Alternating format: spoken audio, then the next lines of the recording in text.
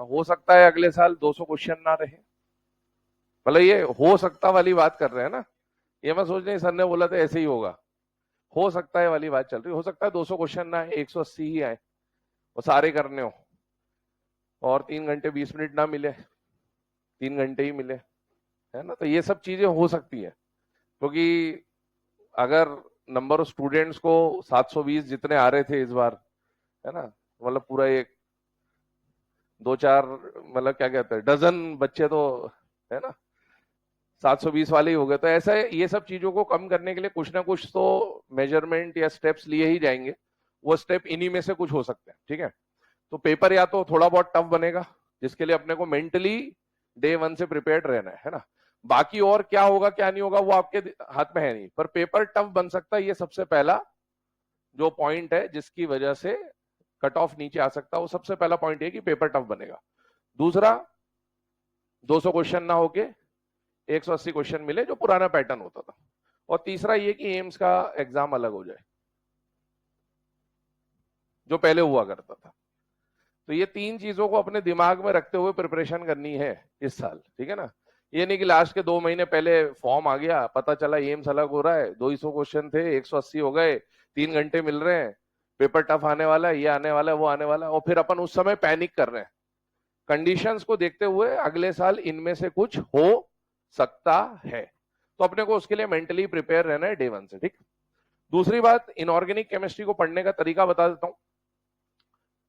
पढ़ने का ऐसा कोई तरीका नहीं, आधे से ज्यादा बच्चे, आधे से ज्यादा क्या मतलब, आज से कम 3-4 साल पहले तक, कोविड वोविड में जब लेक्चर वेक्चर रिकॉर्ड नहीं हुआ करते थे, उस समय तक ये माना जाता था, लोगों का ये मानना था, लोगों का, बच्चों का क्या, मास्टरों का भी मानना था कि भाई इनऑर्गेनिक रटने का सब्जेक्ट है, ठीक है। तो ऐसा बिल्कुल भी नहीं है। हर सब्जेक्ट में 10-20% चीजें याद करने की होती है, हर सब्जेक्ट में होती है। बायो में भी आप एग्जाम्पल से याद करते हैं, ठीक है। फिजिक्स हो, फिजिकल केमिस्ट्री हो, आपको फॉर्मूलेज या डेरिवेशंस याद करने पड़ते हैं। तो वैसे इनऑर्गेनिक में भी कुछ फैक्ट्स हैं जो आपको याद करने पड़ेंगे, उसका वेटेज मुश्किल से मुश्किल 10-15% इससे ज्यादा नहीं है। बाकी पूरा सब्जेक्ट समझने वाला है। अब समझ में कैसे आएगा, तो समझ में जब पढ़ाएंगे तब समझ में आ ही जाएगा, पर अब उसको लंबे समय तक याद रखना है। बात ये नहीं है कि आज आपको पढ़ाया गया और आपको समझ में आया कि नहीं आया, समझ तो आ जाएगा सब कुछ आपको, है ना, लेकिन उसको आपको याद रखना है अगले एग्जाम की डेट तक, जो कि मई में कभी होगा। कौन सा? 4 मई। बहुत बढ़िया, देखो कितने जागरूक है, बहुत बढ़िया, सही है, बिल्कुल याद होना चाहिए, पता होना चाहिए, बिल्कुल सही। तो अगला पेपर 4 मई को होने वाला है, ठीक है। तो 4 मई तक उसको याद कैसे रखेंगे, क्योंकि इनऑर्गेनिक अभी चलेगा, आपका खत्म हो जाएगा कुछ दिनों के बाद। अब खत्म हो गया, उसके बाद कंटिन्यूटी खत्म हो जाएगी सब्जेक्ट की। जो भी सब्जेक्ट आप पहले पढ़ रहे हैं वो खत्म भी पहले होंगे, जो बाद में पढ़ोगे वो कंटिन्यू चलता रहेगा। तो मेन बात यह है कि आप उसको याद कैसे रखोगे आखिरी तक। तो याद रखने का तरीका होता है क्वेश्चन प्रैक्टिस एंड रिवीजन। और क्वेश्चन प्रैक्टिस बेटा जितनी ज्यादा करोगे उतने फायदे में रहोगे। चश्मे वाले भाई साहब जो साफ कर रहे हैं, खड़े हो जाओ। पहला दिन है आपका, आखिरी दिन भी हो सकता है ना। बातचीत बातचीत अपन किसी और लेक्चर में कर लेते हैं, कर लेना, क्लियर, वरना जो पढ़े हुए उनसे समझ लेना एक बार। तो पढ़ाई के पहले नहीं पढ़ा, इसीलिए ऐसा करता, नहीं करते हैं ना, पहले समझ लेते हैं। देखो, अपन जितने लोगों से पढ़ेंगे पहले ये समझना है कि किसके लेक्चर में बात कर सकते हैं और किसके लेक्चर में नहीं कर सकते, ये क्लियर होना चाहिए, ठीक है। तेरे लिए नहीं, मतलब कॉमनली बता रहा हूं बस। अब तू अभी ये धराई में तू आ गया तो इसलिए तू आ गया, अब तो आ गया, क्या कर सकता है। तो ठीक है ना भाई, अपने को पढ़ने का तरीका क्या है कि क्वेश्चन प्रैक्टिस करनी है, क्लास में जो भी बताया जाएगा। अभी देखो पहले लेक्चर में इतना कुछ क्वेश्चन का रहेगा नहीं, क्योंकि अपन बिल्कुल बेसिक से स्टार्ट करेंगे। 2-3 लेक्चर्स के बाद आपके पास मॉड्यूल, ईएलपी सारी चीजें रहेंगी ही, उनको सॉल्व करना है। बाकी आपको टेलीग्राम वगैरह पे भी क्वेश्चन दे दिए जाएंगे, प्रोवाइड कर दिए जाएंगे, है ना, अलग अलग जगह के, इधर उधर के सब क्वेश्चन मिल जाएंगे। जितनी प्रैक्टिस कर सकते हो कर लेना, क्वेश्चन प्रैक्टिस में कमी नहीं रखनी है। डेली के ये पहले चीज दिन ही बता देता हूं सारी चीजें, ताकि बार बार अपने को समय बर्बाद ना करना पड़े। डेली के आपका टारगेट जो होना चाहिए वो 150 से 200 क्वेश्चंस का होना चाहिए, सारे सब्जेक्ट्स मिला के। ये मत बोलना सर इनऑर्गेनिक कितने क्वेश्चन कैसे करेंगे, सारे सब्जेक्ट मिला के। ये फैक्ट बात है, जिन्होंने पहले कर रखा होगा उनको पता भी है, और उसमें से मैक्सिमम लोगों का सिलेक्शन हो भी जाता है। ये डे 1 से आपको स्टार्ट करना है बेटा। हो सकता है आपको बता भी दिया गया हो पहले, नहीं भी बताया गया तो ध्यान सुन लेना ना। इतने क्वेश्चन आपको रोज लगाने हैं, ये टारगेट बना लेना। जिस साल इतने क्वेश्चन डेली लगाओगे उसी साल सिलेक्शन होगा, वो ये साल हो, अगला साल हो, उसके अगला साल हो। थोड़ा सा बात मैं क्लियरली करता हूं, जो जानते हैं वो जानते हैं, नहीं जो नहीं जानते वो समझ जाएंगे, है ना। मतलब क्लियर बात करने में ज्यादा विश्वास रखता हूं, ज्यादा मिले बेटी ऐसे नहीं करता मैं, ठीक है ना। हाँ, तो इतने क्वेश्चन आपको लगाने हैं। ये फैक्ट अपन कंपटीशन, जिस कंपटीशन की तैयारी कर रहे हैं, जिस एग्जाम की तैयारी कर रहे हैं, उसके लिए थोड़ा सा सीरियस रहना पड़ेगा अपने को, क्योंकि अपन हल्के फुल्के एग्जाम की तैयारी नहीं कर रहे हैं, ठीक है। बड़ा ही खतरनाक एग्जाम हो गया आजकल तो, ठीक है। तो इतने क्वेश्चन आपको प्रैक्टिस करने ही करने हैं डे 1 से। हो सकता है ऐसा है कि भाई अगर आपके पास मान लो लास्ट तक 200 डेज है तो इससे ज्यादा ही, लेकिन 200 डेज अपन मान के चलते हैं। इतने दिन तक अगर आपने इतने क्वेश्चन प्रैक्टिस कर लिए, मुझे नहीं लगता आपको कोई सिलेक्ट होने से रोक सकता है, ठीक है। लेकिन ये क्वेश्चन प्रैक्टिस अपने को डे 1 से करनी है, 150 से 200 डिपेंडिंग ऑन योर कैपेसिटी। अभी शुरुआत में आप, हो सकता है कोई पहले से ही प्रैक्टिस करता आ रहा हो तो कर लेगा, जो नहीं करते आ रहे हैं वो शुरू में 50, 60, 70, 80 से चालू करें, बट विद इन 10 डेज आप इस पे आने की कोशिश करें। ये आपके लिए बहुत जरूरी बेटा। क्वेश्चन के सोर्सेज आपको मॉड्यूल है, ईएलपी है, दुनिया भर में तमाम संस्थान है, सबके क्वेश्चंस आपके पास होते हैं, है ना। टेलीग्राम पे मिल जाते हैं, सब कुछ मिल जाते हैं, आप लगाइए। क्वेश्चन लगाने में कोई मनाही नहीं है, लेकिन पहले अपना मॉड्यूल, अपना ईएलपी, एनसीईआरटी, ठीक है ना। एनसीईआरटी के क्वेश्चंस आपको लगाने ही है। और एनसीईआरटी की टेक्स्ट बुक के अलावा एनसीईआरटी एग्जाम्पलर, आई होप सबने नाम सुना होगा, है ना। तो ये आपको लगाने ही है, हर सब्जेक्ट के लगाने बेटा, इसमें कोई लापरवाही करनी नहीं है आपको। तो एनसीईआरटी के सॉल्व एग्जाम्पल्स जितने भी हैं, एनसीईआरटी के एक्सरसाइज के क्वेश्चन जो भी हैं, और एनसीईआरटी एग्जाम्पलर भी एक बुक आती है, ये आपको जरूर से सॉल्व करना है, क्योंकि आपको डायरेक्टली इस पे से क्वेश्चन नीट में देखने को हर साल मिलते ही हैं। 180 क्वेश्चन अगर आएंगे तो 180 में से 10, 20, 30 क्वेश्चन सारे सब्जेक्ट मिला के डायरेक्टली आ जाएंगे। और अगर आप सोचो 20-30 क्वेश्चन डायरेक्टली आपने जो सॉल्व कर रखे वो दिख जाते हैं एग्जाम में, तो टाइम बहुत बचता है। ये बहुत जरूरी बात है, ठीक है ना। चलिए चलिए अब हम स्टार्ट करते हैं इनऑर्गेनिक केमिस्ट्री को। अब इनऑर्गेनिक केमिस्ट्री में मैंने आपको वैसे तो बता दिया, प्रैक्टिस की बहुत ज्यादा जरूरत है। स्टार्ट हम लोग करेंगे बेसिक से, टॉपिक सिंपल है ना, सब्जेक्ट सिंपल है। सबसे पहले एक पॉइंट हमको समझना है, वो है क्वांटम नंबर्स। मतलब मैं पूरा क्वांटम नंबर्स यहां नहीं पढ़ा रहा हूं, बस एक बेसिक आइडिया दे रहा हूं। आई होप कितने बच्चे ऐसे हैं जिनको क्वांटम नंबर्स के बारे में थोड़ी बहुत जानकारी है, थोड़ी बहुत जानकारी है, बाकी वो कोई जानकारी नहीं क्वांटम नंबर क्या होता है। कितने लोग हैं जिसे क्वांटम नंबर के बारे में कुछ भी नहीं पता? ईमानदारी से, कोई घबराने की बात नहीं है, क्योंकि उस हिसाब से पढ़ाया जाएगा फिर, ठीक है। चलिए देखिए, आप जब फिजिकल केमिस्ट्री पढ़ते हैं बेटा, तो फिजिकल केमिस्ट्री में atomic structure, structure of atom नाम का चैप्टर आता है, क्लास 11th का चैप्टर 2। वहां पर एक टॉपिक आता है क्वांटम नंबर्स, और इस क्वांटम नंबर्स की जरूरत हमें इनऑर्गेनिक में थोड़ी बहुत पड़ती है, इसलिए हम यहां से शुरुआत करेंगे, ठीक है। क्वांटम नंबर्स की बात करें तो जैसे मान लीजिए, आपका नाम बताओ क्या? वंश, ठीक है। हमारे सामने वंश बैठे हुए हैं यहां पर। अब अगर मुझे पता करना है कि वंश दुनिया के किस कोने में रहता है ना, इस तरह से बुकों में लैंग्वेज लिखी रहती है, तो मैं वही बता देता हूं आपको। वंश दुनिया के किस कोने में रहता है या अनअकैडमी के किस कमरे में बैठे हुए हैं, तो उसके लिए आपको पहले पता होना चाहिए कि वंश ने कोटा में आके किस संस्थान में एडमिशन लिया है। तो भाई पहली बात ये चलेगी कि कोटा में आए वंश ने अनअकैडमी में एडमिशन लिया, ठीक। फिर एडमिशन लिया अनअकैडमी में, तो अनअकैडमी की कौन सी विंग में एडमिशन लिया, जेई में लिया या नीट में लिया? तो अपने को ये पता चला कि इन्होंने नीट में लिया। तो दो चीजें पता चल गई, पहला अनअकैडमी, कोटा, अनअकैडमी और नीट। फिर उसके बाद हमने पूछा कि नीट में जो बैचेस चलते हैं, अलग अलग बैचेस चलते हैं। क्लास 11th का बैच है जिसको ग्रोथ बोला जाता है, क्लास 12th का बैच है जिसे एक्सेल बोला जाता है। फिर उसके बाद ड्रॉपर बैचेस आ जाते हैं, रिपीटर बैचेस आ जाते हैं, जिन्हें कॉन्कर या फिर मास्टर प्रो नाम दिया गया है। तो अपने को पता चला कि इन्होंने मास्टर प्रो बैच में एडमिशन लिया। मास्टर प्रो में भी लाइन लंबी है, 1 2 3 4 ऐसे करके, तो अपने को पता चला इन्होंने मास्टर प्रो 3 में एडमिशन लिया। तो वंश, फिर उसके बाद Kota, Unacademy, NEET, master pro 3। अब मास्टर प्रो 3 के भी कई बैचेस चल रहे हैं। तो अब ये कमरा नंबर 306 में बैठे कि 506 में बैठे, ये नहीं पता अपने को, है ना। तो अपने को ये पता चला कि नेक्स्ट क्या है, ये कमरा नंबर 306 में बैठे हुए।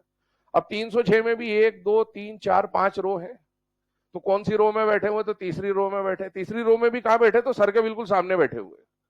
तो ऐसे अपने को बहुत सारी चीजें हैं या एट्रीब्यूट्स चाहिए जिससे हम किसी एक पर्टिकुलर चीज को डिफाइन कर सकें। जैसे हमारे घर पे आजकल पार्सल वार्सल आते हैं, ऑर्डर वगैरह आते हैं, तो भाई अपन अपने घर का पता पूरा देते हैं, मकान नंबर ये, गली नंबर ये, इस मोहल्ले में, है ना, इस शहर में, इस स्टेट में, इस देश में, यूनिवर्स में, अर्थ में, यहां वहां सब बता देते हैं। तो ऐसे ही जब हम बात करते हैं ना बेटा, आपको पता है पीरियोडिक टेबल में टोटल 118 एलिमेंट्स है ना। पीरियोडिक टेबल एटलीस्ट सब लोगों ने देखा होगा, किस तरह का कोई डिजाइन होता है। एक आउटलाइन डायग्राम बना रहा हूं, ये डायग्राम अपने दिमाग में छपा होना चाहिए क्योंकि ये बहुत बार आपको यूज में आएगा पीरियोडिक टेबल, ठीक है ना। ये पीरियोडिक टेबल का आउटलाइन डायग्राम है। अच्छा, आप मुझे बता सकते हैं ये कौन सा ब्लॉक है? S block. ये कौन सा ब्लॉक है? ये कौन सा ब्लॉक है? ये कौन सा ब्लॉक है? F block. ये 4 ब्लॉक है अपने पास, है ना। और इन चारों ब्लॉक में भर भर के एलिमेंट्स हैं। टोटल कितने एलिमेंट्स हैं? 118 एलिमेंट्स हैं टिल डेट, ठीक है। उनके ऊपर बात करेंगे। अब जितने भी एलिमेंट्स हैं, मान लो मैंने एक एलिमेंट ले लिया सोडियम, है ना, बचपन से पढ़ते हुए आ रहे हैं तो सोडियम देखकर थोड़ा अच्छा फील होता है, इसलिए सोडियम ले लेते हैं, या क्लोरीन ले लेते हैं। मुझे बताओ सोडियम जो है इसका एटॉमिक नंबर क्या है? 11 है, ठीक है। क्लोरीन का एटॉमिक नंबर क्या है? 17 है। इतना सभी लोग जानते होंगे आयोग पर। अब जैसे आपको बोला गया सोडियम, सोडियम एक एलिमेंट है। एलिमेंट का जो सबसे छोटा हिस्सा माना जाता था, डाल्टन ने एक थ्योरी दी थी, डाल्टन एटॉमिक थ्योरी, सुनी होगी आपने, 9th में सुनी होगी, ठीक है ना। और उस वक्त डाल्टन ने ये बोला था कि atom is the indivisible part. उस समय पे माना जाता था, हालांकि गलत है, बाद में पता चला इलेक्ट्रॉन प्रोटॉन न्यूट्रॉन सब कुछ होते हैं, बट वो मानते थे कि एटम सबसे छोटा पार्ट होता है किसी भी एलिमेंट का। तो सोडियम का सबसे छोटा पार्ट कौन हो गया? एटम। क्लोरीन के अंदर भी जो उसका सबसे छोटा टाइनी पार्टिकल होगा उसको हम लोग क्या बोलेंगे? एटम। तो डाल्टन ने यह बोला था कि किसी भी एलिमेंट का जो सबसे छोटा हिस्सा होता है वो क्या होता है? उसका एटम, ठीक है। आप लोगों ने 3D विजुअलाइजेशन कई बार देखे होंगे कि ऐसा कोई डायग्राम बनाते हैं, जैसे मान लीजिए ये मान लो स्टील है या आयरन मान लो इसको थोड़ी देर के लिए ना, ये आयरन है। तो आयरन का अपन ने इतना बड़ा प्लेट कट करा, तो प्लेट में छोटे छोटे छोटे छोटे टाइनी पार्टिकल्स अंदर दिखाते हैं ऐसे गोल गोल स्फीयर स्फीयर। तो वो एक जो छोटा सा पार्ट अपन ने लिया उसको अपन ने क्या बोल दिया? एटम। तो ये डाल्टन ने बोला था कि एटम सबसे छोटा पार्ट है। लेकिन जैसे जैसे साइंस आगे बढ़ा, भाई सारी डिस्कवरी एक ही दिन तो नहीं हुई, आज तक जितनी डिस्कवरी हुई फ्यूचर में जाके इसके आगे भी कुछ ना कुछ डिस्कवरी होगी। तो ये बोला गया कि मान लो ये सोडियम का पीस लिया मैंने, तो सोडियम के पीस में कई सारे छोटे पार्टिकल्स होते हैं। उन छोटे पार्टिकल में से किसी एक पार्टिकल को अगर मैं ले लूं, किसी एक पार्टिकल को अगर मैं ले लूं, तो इस पार्टिकल को अगर मैं इस तरह से दिखा दूं तो इसको हमने क्या बोल दिया? इसका एटम। ये डाल्टन की कहानी थी कि भाई ये सबसे छोटा पार्टिकल है, इससे छोटा कुछ है ही नहीं। लेकिन जैसे जैसे साइंस आगे बढ़ा, डिस्कवरी हुई, तो ये पता चला कि ये एटम सबसे छोटा पार्टिकल नहीं है, एटम से आगे भी कुछ पार्टिकल होते हैं। आगे मतलब इसके अंदर, जो इसको और सिंप्लीफाई कर सकते हैं। अब वो क्या है? तो आइए उस कहानी को देखते हैं। अब मान लो एटम की बारे में बात चल रही, तो मान लो कोई भी एटम है, ये एटम को अपन ने बना दिया, एटम को स्फेरिकल फॉर्म में दिखाते हैं ना अपन, बोर्ड पे 2D पे बात कर रहे हैं तो सर्कल दिखेगा, लेकिन एटम को एज अ स्फीयर मान के चलना है, ठीक है। एटम के अंदर उन्होंने बताया कि एटम के अंदर सब एटॉमिक पार्टिकल्स होते हैं। क्या होते हैं बेटा? सब एटॉमिक पार्टिकल्स होते हैं किसी एटम के अंदर। सब एटॉमिक पार्टिकल, सब एटॉमिक पार्टिकल कहने का मतलब ऐसे पार्टिकल जो एटम के अंदर होते हैं। अब सब एटॉमिक पार्टिकल्स में क्या? तो सब एटॉमिक पार्टिकल्स को फंडामेंटल पार्टिकल्स भी बोला जाता है। क्या बोला जाता है? फंडामेंटल पार्टिकल्स, ये भी बोल सकते हैं। टर्म सुनते जाइए बस, है ना, इतना अपने काम का है नहीं। आप फिजिकल पढ़ेंगे तो उसमें आ भी जाएगा, बस मैं आपको काम काम की चीजें बता देता हूं ताकि अपन जब आगे बढ़े तो अपने को चीजें क्लियर रहे, ठीक है। सब एटॉमिक पार्टिकल्स या फंडामेंटल पार्टिकल्स क्या क्या आ गए? 3 मेन पार्टिकल्स की बात होती है और आप लोगों ने नाम सुना होगा, इलेक्ट्रॉन, प्रोटॉन और न्यूट्रॉन। तो चलिए, सबसे पहला सब एटॉमिक पार्टिकल या फंडामेंटल पार्टिकल क्या हो गया? इलेक्ट्रॉन। फिर कौन हो गया? और फिर कौन हो गया? न्यूट्रॉन। कहानी समझते चलिएगा ना, ज्यादा कुछ इसमें लिखने का नहीं है, अभी बस सुनने का है। लिखने का जब आएगा तो अपन स्टार्ट कर देंगे, अभी बस सुनते जाइए। इलेक्ट्रॉन का सिंबल आई होप सबको पता है, नेगेटिवली चार्ज पार्टिकल होता है इलेक्ट्रॉन।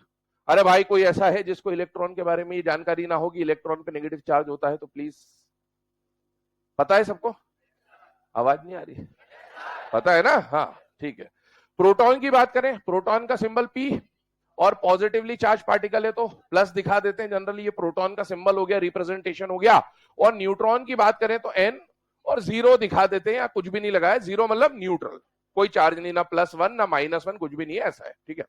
तो ये 3 फंडामेंटल पार्टिकल है, फंडामेंटल पार्टिकल है, सब एटॉमिक पार्टिकल है, इलेक्ट्रॉन, प्रोटॉन और न्यूट्रॉन। कहां मिलते हैं? एटम के अंदर।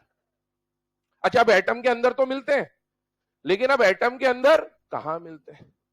भैया ये इस कमरे में तो मिलता है, लेकिन इस कमरे में कहां मिल रहा है? उस कोने में मिल रहा है कि उस कोने में मिल रहा है, कि वहां बैठा है कि वहां बैठा है कि यहां बैठा है? ये चीज समझ, यहां बैठा वो तो तुमको पता है, लेकिन हाँ अपन उसके हिसाब से बात करें ना। तो अब देखो, सब एटॉमिक पार्टिकल में 3 पार्टिकल है, कौन कौन? इलेक्ट्रॉन, प्रोटॉन और न्यूट्रॉन। अब तीनों एटम के अंदर तो है, लेकिन एटम के अंदर कौन किस जगह पर मिल रहा होगा उसकी भी जानकारी हमें लेनी है, क्योंकि ये आगे तक हमें काम में आने वाला है। इनकी एटम के अंदर पोजीशन क्लियर होनी चाहिए। चलिए आगे बात करते हैं इस पे। एटम के अंदर बोला गया कि एटम के सेंटर में पूरा एटम का जो मास होता है वो कंसंट्रेटेड होता है।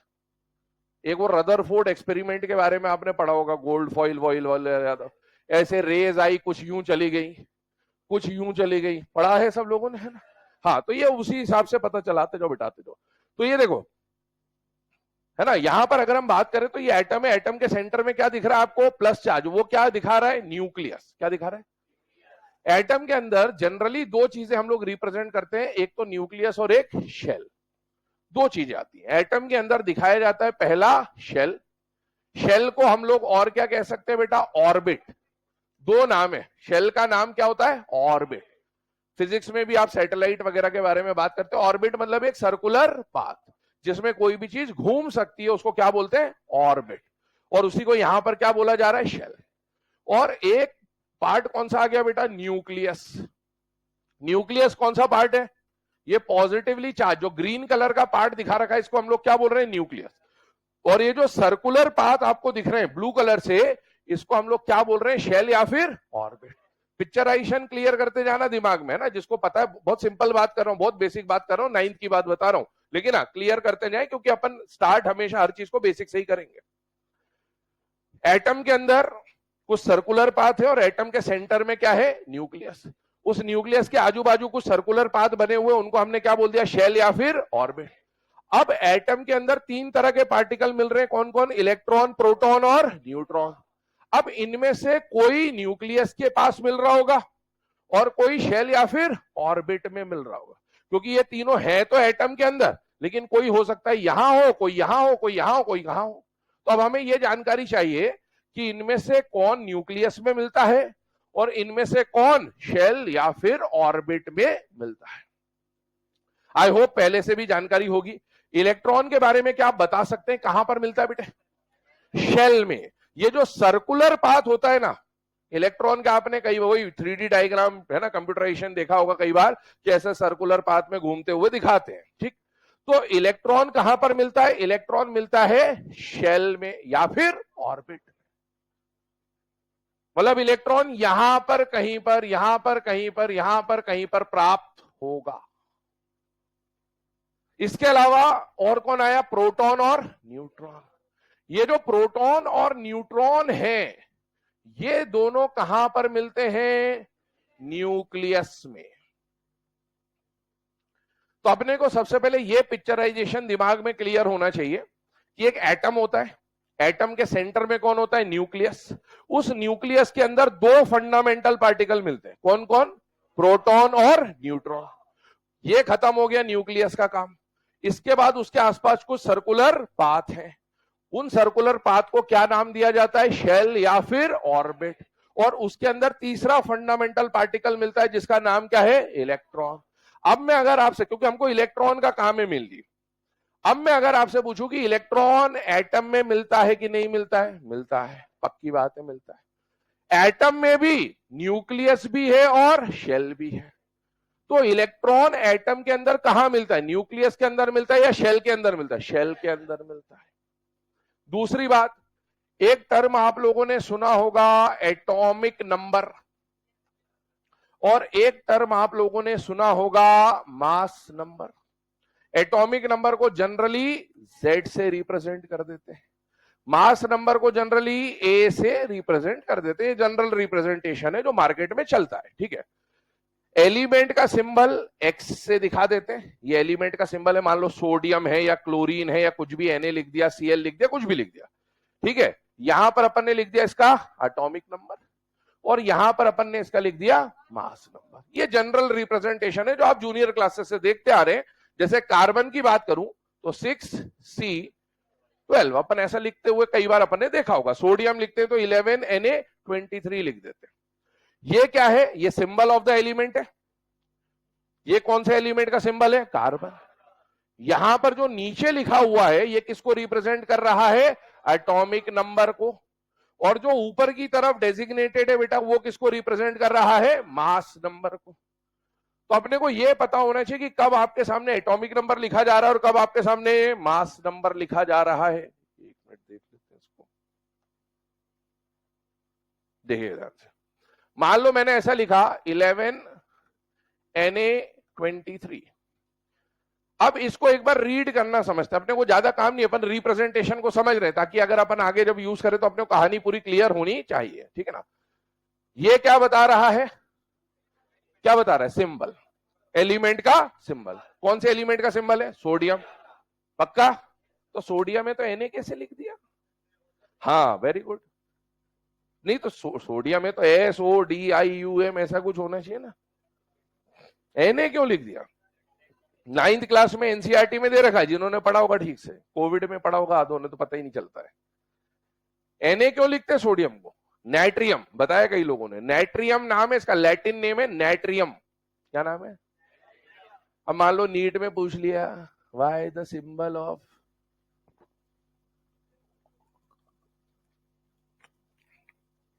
अरे पूछ सकता है, नहीं पूछ सकता है? पूछ सकता है। साल भर पढ़ोगे एने करते रहोगे, सोडियम सोडियम सोडियम सोडियम चिल्लाते रहोगे। मान लो इसी बार नीट में क्वेश्चन आता व्हाई द सिंबल, या ऐसा पूछता the Latin name of a element is नाइट्रियम, it's symbol is.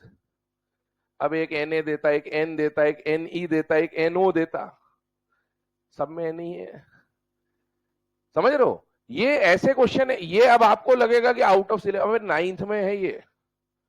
9 10 की चीजें तो वैसे ही आपके सिलेबस की हो गई, क्योंकि मान के चलते आता है, मान के चलते ना। आता ही नहीं आता दूर की बात है, ठीक है ना। जैसे मैंने पूछा क्वांटम नंबर्स, तो कईयों ने ईमानदारी से बोल दिया सर नहीं आता है, कईयों ने बोला हाँ सर आता तो है। आते का मतलब है सुना हुआ है बस, आता ही नहीं आता नहीं पता। आगे भी जब पूछा जाए कि ये आता है तो अगर आपने वो नाम सुन रखा है तो आपको हाथ खड़े कर देते हैं, बाकी मैं मान के चलूंगा आपको नहीं आता है, पढ़ाऊंगा मैं पूरा ही, ठीक है ना। इसीलिए तो अपन यहां पर बात करें 11Na23।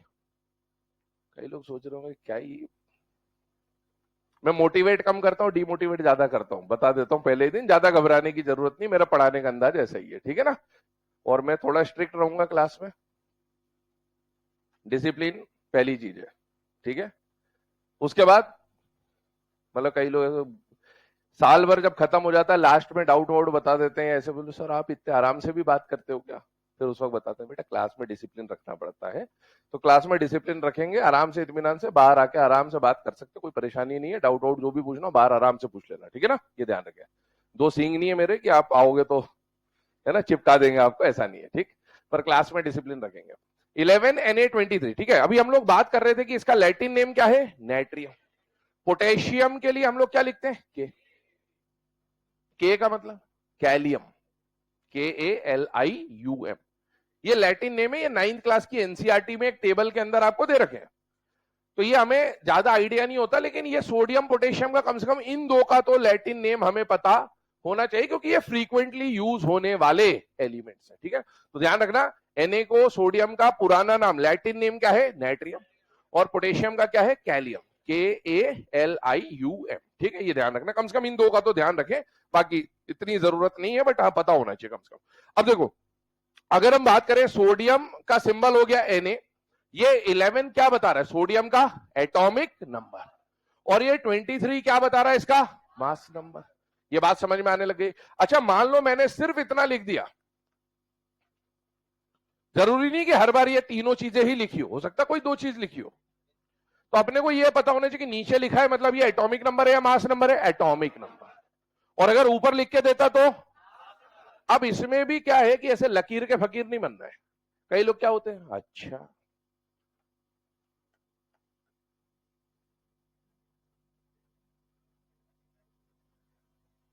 क्या ये 7 एटम्स है ये।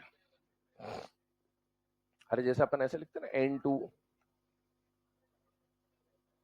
ऐसे N7 लिख दिया, क्या N7 पॉसिबल है? नहीं है, ठीक है। पर अभी एक चीज समझा रहा हूं, समझना। जैसे मैंने बोला 11Na23, तो इस 11Na23 को रिप्रेजेंट करने का एक तरीका ऐसा भी हो सकता है, नीचे जो लिखा है वो क्या है, एटॉमिक नंबर, ऊपर जो लिखा है वो क्या है। ये बात तो समझ में आ गई। अब ऊपर वाला मास नंबर कई बार इस तरफ लिख के दे सकता है और कई बार इस तरफ लिख के दे सकता है। एटॉमिक नंबर में ऐसा खेल नहीं हो सकता, क्योंकि इधर लिखा है तो एटॉमिक नंबर, और अगर ऐसे लिख के दे दिया तो ये क्या बता रहा है कि एक मॉलिक्यूल है N2 नाम का, जिसके अंदर नाइट्रोजन के 2 एटम है। तो ध्यान रखना है ना, मास नंबर में ऐसा कर सकता है। तो ये मत सोचना कि भैया मास नंबर हमेशा इस तरफ ही लिख के देगा, ऐसा कोई जरूरी नहीं है। क्या बात क्लियर है यहां तक सबको? चलिए, तो ये तो हमने एक बेसिक बात कर ली कि एटॉमिक नंबर क्या है, मास नंबर क्या है। अब सुनना, जब हम एटॉमिक नंबर की बात कर रहे थे, मास नंबर की बात कर रहे थे, तो अभी हमने सिर्फ रिप्रेजेंटेशन पे बात करी कि एटॉमिक नंबर को किस तरह से दर्शाया जाएगा और मास नंबर को किस तरह से दर्शाया जाएगा। दूसरी बात क्या है, एटॉमिक नंबर क्या बताता है और मास नंबर क्या बताता है। क्या होता है atomic number? Number of protons, number of electrons नहीं, नंबर ऑफ प्रोटॉन। ये डेफिनेशन है ना। एटॉमिक नंबर का मतलब होता है किसी भी एटम के अंदर कितने प्रोटॉन्स हैं, और जनरली नंबर ऑफ प्रोटॉन्स और नंबर ऑफ इलेक्ट्रॉन्स बराबर होते हैं। Generally in the sense of neutral atom. दो तीन तरह की चीजें होती, पार्टिकल्स होते हैं, दो तीन तरह के पार्टिकल्स होते हैं। एक होता है, बहुत ध्यान से समझते चलिएगा, है ना, ये बहुत बेसिक बातें कर रहे हैं अपन, अभी कुछ लिखने का नहीं, बस समझने का है। न्यूट्रल एटम, न्यूट्रल एटम कहने का मतलब जिसके ऊपर ना कोई प्लस ना कोई माइनस, अंदर प्लस माइनस है, उसके ऊपर कोई चार्ज नहीं है। जैसे मैंने लिखा O, ऑक्सीजन, तो ये एक न्यूट्रल एटम है। जैसे मैंने लिखा Na, ये एक न्यूट्रल एटम है, क्योंकि ना तो मैंने उसके ऊपर कुछ प्लस लगाया ना मैंने उसके ऊपर कुछ। जब तक किसी एलिमेंट के सिंबल पे कोई ऊपर प्लस या माइनस ना दिख रहा हो, तो आप उसे क्या ट्रीट करके चलेंगे, एक न्यूट्रल एटम। लेकिन अगर मैंने ऐसा लिख के दिया होता आपको, तो अब इस Na के ऊपर एक चार्ज आपको दिख रहा है, इसका मतलब हम Na के न्यूट्रल एटम की बात कर रहे हैं या Na के आयन की बात कर रहे हैं, Na के आयन। अगर किसी के ऊपर चार्ज आ जाता है तो उसे एटम ना बोल के आयन नाम दिया जाता है। क्या नाम दिया जाता है बच्चों? मान लो मैं Na के ऊपर माइनस लगा देता, जनरली आपको माइनस देखने को नहीं मिलेगा, लेकिन होता है ना, होता है। अपने लेवल से कुछ चीजें बाहर की भी होती है ना, अपन 11वीं 12वीं पढ़ रहे हैं। तो अगर हम बात करें तो न्यूट्रल एटम, कोई सिंबल नहीं आएगा ऊपर, सिंबल के ऊपर मतलब कोई चार्ज नहीं आएगा। अगर सिंबल के साथ कोई प्लस या माइनस दिख रहा है तो उसे न्यूट्रल एटम ट्रीट करोगे या आयन ट्रीट करोगे? आयन। अब आयन जूनियर क्लासेस से पढ़ते आ रहे, दो तरह के होते हैं, कैटायन और एनायन। सुना है भाई सबने? कैटायन कौन? Positive charge. एनायन कौन? तो क्या हम ये बोल दें कि ये भाई सोडियम एटम का कैटायन है? बोला जा सकता है बच्चों। और बताओ Na माइनस को क्या बोल सकते हैं? क्या ये सोडियम एटम का? एनायन का मतलब नेगेटिवली चार्ज्ड आयन, कैटायन का मतलब पॉजिटिवली चार्ज्ड आयन। अब ये पॉजिटिव चार्ज या नेगेटिव चार्ज जरूरी नहीं कि 1 हो, इसका मतलब क्या है? +1। मैथ्स में अपन जैसे तो बोलते थे ऐसे कितने क्यों मेहनत कर रहे हैं, ऐसे ही लिख दो, खत्म बात। वैसे अगर 1+ है, फोन की बात नहीं कर रहा हूं, अगर 1+ है तो आपको 1 लिखने की जरूरत, सिर्फ प्लस लिख दोगे तो मान लिया जाएगा कि एक ही प्लस है या एक ही माइनस। लेकिन अगर इससे बड़ा, जरूरी नहीं कि +1 या -1 ही हो, +2 -2 भी हो सकता है, +3 -3 भी होता है। जैसे एल्यूमिनियम, एल्यूमिनियम पे आपने देखा होगा जनरली +3 चार्ज आता है। तो अब देखो जरा ध्यान से कि यहां पर अगर मैं इस पे +2, तो आपको अब दिखाना पड़ेगा। तो कैटायन पे पॉजिटिव चार्ज होगा, हो सकता है वो +1 हो सकता है वो +2 हो सकता है वो +3 हो, ठीक है, ये सब हो सकता है। अब देखो आगे की कहानी समझते हैं। अब देखो, है ना, ये तो बात हुई न्यूट्रल एटम की, कैटायन की, एनायन की, ठीक है ना। अभी जैसे हम लोग बात कर रहे थे तो एटॉमिक नंबर और मास नंबर पे बात चल रही थी। मैंने बोला एटॉमिक नंबर का मतलब क्या होता है, नंबर ऑफ प्रोटॉन्स, और जनरली नंबर ऑफ प्रोटॉन्स और नंबर ऑफ इलेक्ट्रॉन्स बराबर होते हैं। जनरली कहां पर बराबर होते हैं, न्यूट्रल एटम में। न्यूट्रल एटम में जितने प्रोटॉन होंगे उतने ही इलेक्ट्रॉन होंगे। कैसे पता कैसे चलेगा, बताओ। सोडियम का एटॉमिक नंबर कितना होता है बच्चों, 11, और मास नंबर अभी हम लोग लेके चल रहे हैं 23। तो ये जो 11 है ये किसको रिप्रेजेंट कर रहा था, अभी हमने बोला एटॉमिक नंबर को, पक्की बात है। अच्छा, एटॉमिक नंबर किसको रिप्रेजेंट करता है, नंबर ऑफ इलेक्ट्रॉन, प्रोटॉन या न्यूट्रॉन, नंबर ऑफ प्रोटॉन्स किसको रिप्रेजेंट करता है, नंबर ऑफ प्रोटॉन्स। इसका मतलब ये जो एटॉमिक नंबर है इसका मतलब होता है नंबर ऑफ प्रोटॉन्स। तो अगर मैं पूछूं कि सोडियम का एटॉमिक नंबर क्या, तो आंसर है 11।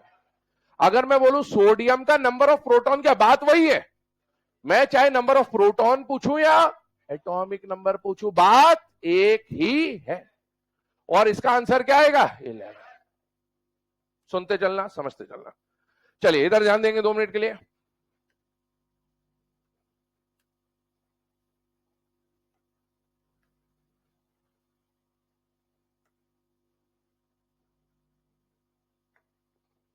चले, है ना, इधर ध्यान देना। मैंने आपको बोला सोडियम, सोडियम का एटॉमिक नंबर क्या, 11। बताओ इसमें प्रोटॉन कितने, 11। और क्योंकि ये न्यूट्रल एटम है तो न्यूट्रल एटम में जितने प्रोटॉन होते हैं उतने ही इलेक्ट्रॉन होते हैं। तो बताओ इसके इलेक्ट्रॉन कितने, 11।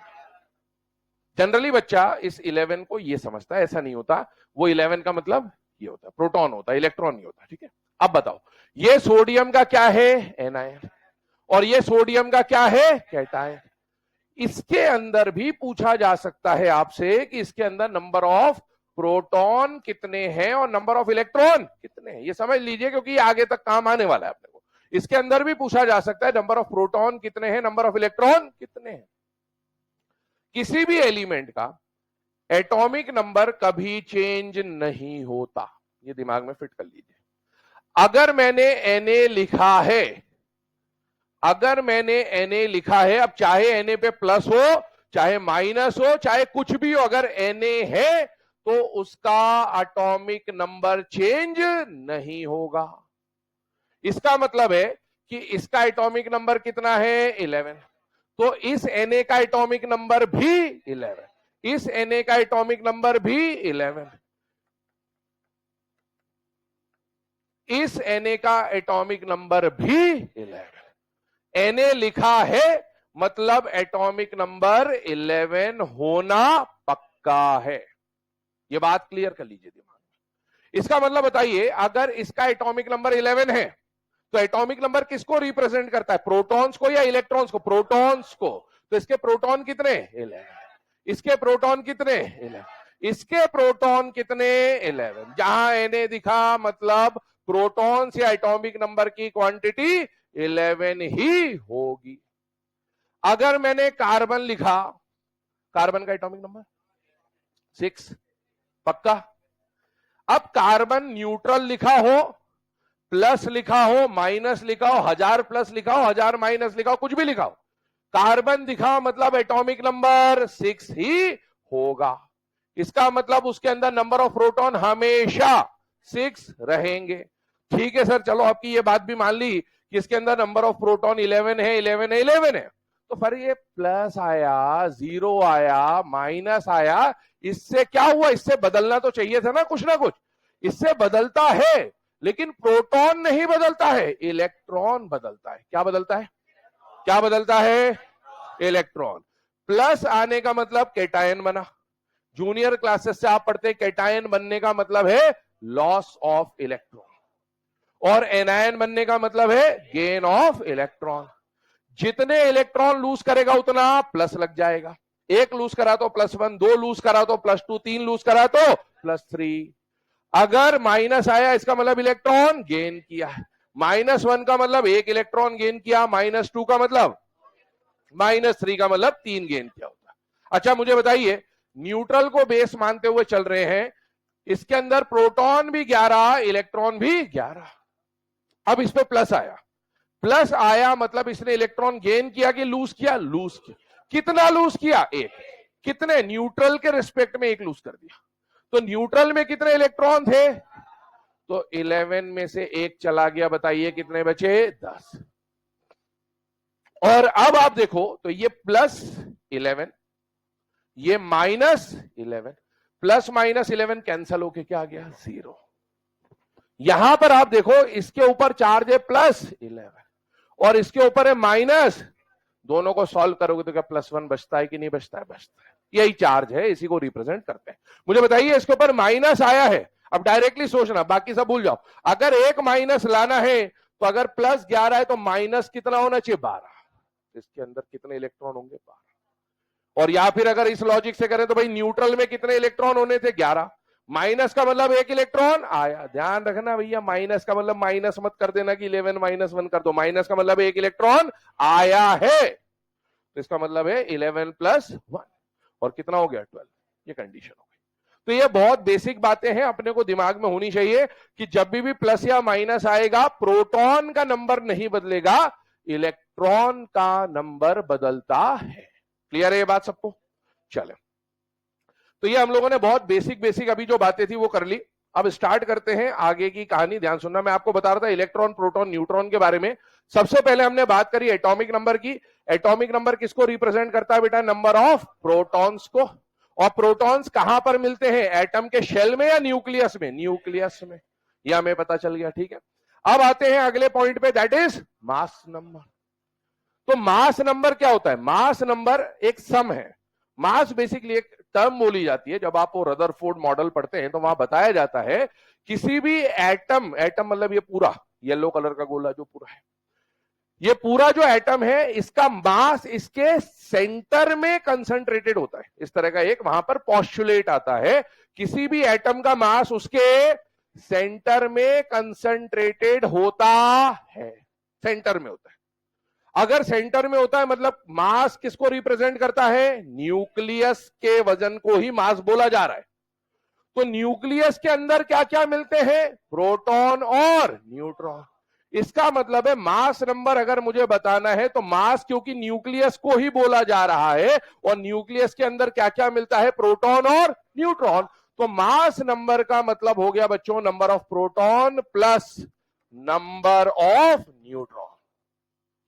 अगर आप प्रोटॉन और न्यूट्रॉन की क्वांटिटी को ऐड कर देंगे तो आपको क्या मिल जाएगा? Mass number. इसका मतलब क्या हुआ? इसका मतलब यह हुआ कि जैसे अभी हमने लिखा था 11Na23, ये क्या रिप्रेजेंट कर रहा था? Atomic number. ये क्या रिप्रेजेंट कर रहा था बच्चों? Mass number. एटॉमिक नंबर का मतलब था number of protons. Number of protons कितने मिल गए थे? 11। अगर इस पे प्लस या माइनस होता तो हम इलेक्ट्रॉन भी उसकी मदद से निकाल लेते। अभी फिलहाल में इसके ऊपर कोई चार्ज नहीं है, तो नंबर ऑफ इलेक्ट्रॉन भी कितने हो गए? 11। हालांकि इसका एटॉमिक नंबर से कोई लेना देना नहीं है, ठीक है। अब इधर आओ mass number. Mass number, atom का मास कहां पर कंसेंट्रेटेड होता है? आउटर फिर पेरिफेरी में या फिर सेंटर में? सेंटर। सेंटर में कौन होता है? शेल या न्यूक्लियस? न्यूक्लियस के अंदर कौन से फंडामेंटल पार्टिकल मिलते हैं? इलेक्ट्रॉन, प्रोटॉन या न्यूट्रॉन? प्रोटॉन और न्यूट्रॉन। तो मास नंबर किसको रिप्रेजेंट करता है? Number of proton plus number of neutron. और इसकी वैल्यू कितनी आ रही है? 23। इसका मतलब प्रोटॉन प्लस न्यूट्रॉन की वैल्यू 23 है। क्या मुझे प्रोटॉन की वैल्यू पहले से पता है? तो प्रोटॉन अगर 11 है और न्यूट्रॉन मुझे निकालना है, तो आई होप इतना पता होगा, ये उधर जाके माइनस हो जाएगा। 23 माइनस 11 दैट इज 12। ये 12 क्या आ गया? Number of neutron. तो इस तरह के क्वेश्चन आपको एटॉमिक स्ट्रक्चर में बहुत फ्रीक्वेंटली मिलते हैं कि भाई इलेक्ट्रॉन की क्वांटिटी निकालो, प्रोटॉन की क्वांटिटी निकालो, न्यूट्रॉन की क्वांटिटी निकालो। एटम के लिए प्रोटॉन इलेक्ट्रॉन बराबर, आयन के लिए प्रोटॉन हमेशा किसी भी एलिमेंट का सेम ही रहेगा, प्लस या माइनस आने से चेंज कौन होगा, इलेक्ट्रॉन। प्लस का मतलब इलेक्ट्रॉन आया कि गया, गया। माइनस का मतलब इलेक्ट्रॉन आया, जितना प्लस उतने इलेक्ट्रॉन गए, जितना माइनस उतने इलेक्ट्रॉन आए। ठीक है, ये क्लियर है। चलिए 2-4 क्वेश्चन हम इसके ऊपर करते हैं, फिर आगे बढ़ते हैं। क्वेश्चन लिखिएगा।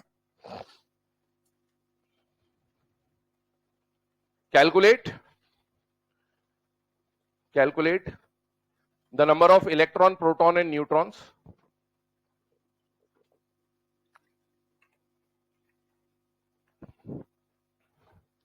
calculate the number of electron, proton and neutrons for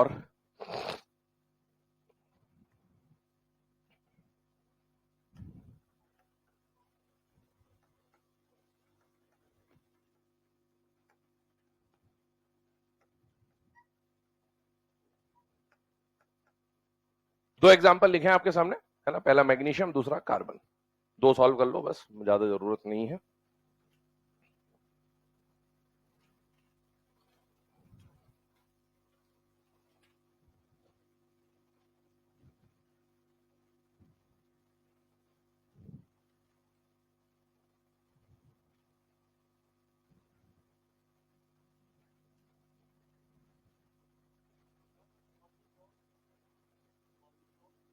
nuclear physics पढ़ेगा कि सब केमिस्ट्री में पढ़ लेगा? उसके अंदर और फिर डिवीजन चलते जाता है ना। और अंदर सब एटॉमिक पार्टिकल्स के अंदर फिर और डिवीजन होता है। तो अभी अपन सिर्फ फंडामेंटल पार्टिकल्स पे रुक गए, अब फंडामेंटल पार्टिकल के अंदर फर्दर डिवीजन होगा, है ना। हो गया होगा सॉल्व, है ना। इतना समय का इसमें कुछ है नहीं।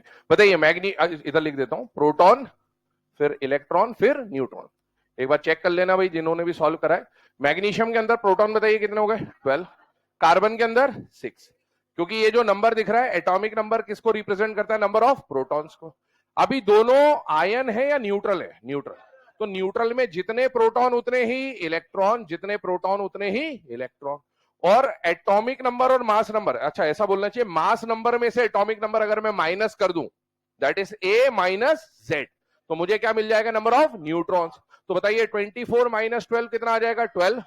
और यहां पर 14 माइनस 6 कितना आ जाएगा, 8। ये कंडीशन हो गई, ये आंसर्स है। ठीक है, तो आई होप सबके आंसर्स आ गए होंगे। किसी को अगर इसमें कोई आपत्ति है, पूछना है तो पूछ लो भाई। सिंपल सा मैथमेटिक्स है, फॉर्मूले 2 है, उसी के बेसिस पे सॉल्व होगा। ठीक, चलिए अब हम आगे बढ़ते हैं। अभी हम लोगों ने 3 फंडामेंटल पार्टिकल्स के बारे में बात करी, एटॉमिक नंबर के बारे में बात करी, मास नंबर के बारे में बात करी। ठीक है, मैंने आपको बोला था हम लोग स्टार्ट क्या कर रहे थे बेटा, क्वांटम नंबर्स। ठीक है, तो क्वांटम नंबर को समझने के पहले मैंने, है ना, वंश का उदाहरण लिया था कि वंश के लिए अगर हमको पता होना चाहिए कि फिलहाल में वंश कहां पर है, तो हमको बहुत सारे एट्रीब्यूट्स की जानकारी होनी चाहिए कि कोटा में है, किस संस्थान में, किस बैच में है, किस डिवीजन में है, कौन से कमरे में बैठा है, कौन सी बेंच पे बैठा हुआ। ऐसे ही ये जो इलेक्ट्रॉन है, ये है तो इस एटम के अंदर ही। न्यूक्लियस का हिस्सा बहुत छोटा होता है, लेकिन बचा हुआ जो बाउंड्री है ना, मतलब न्यूक्लियस को ऐसा बोलता है, nucleus is 1% of the atom. Atom अगर 100% है तो न्यूक्लियस केवल 1%। तो बचा हुआ जो 99% है उसके अंदर शेल या खाली जगह होती है, और उस 99% के अंदर ये इलेक्ट्रॉन कहीं ना कहीं है, क्योंकि इलेक्ट्रॉन तो यहां यहां यहां कहीं हो सकता है, इस न्यूक्लियस और आउटर बाउंड्री के बीच में। तो वो इलेक्ट्रॉन एक्चुअल में है कहां, इसकी जानकारी निकालने के लिए हमें एक टॉपिक पढ़ना होता है। उस टॉपिक का नाम क्या है बेटा, क्वांटम नंबर्स। ठीक है, अब समझिएगा क्वांटम नंबर्स की कहानी क्या है क्या नहीं है। देखिए क्वांटम नंबर्स की अगर हम लोग बात करें,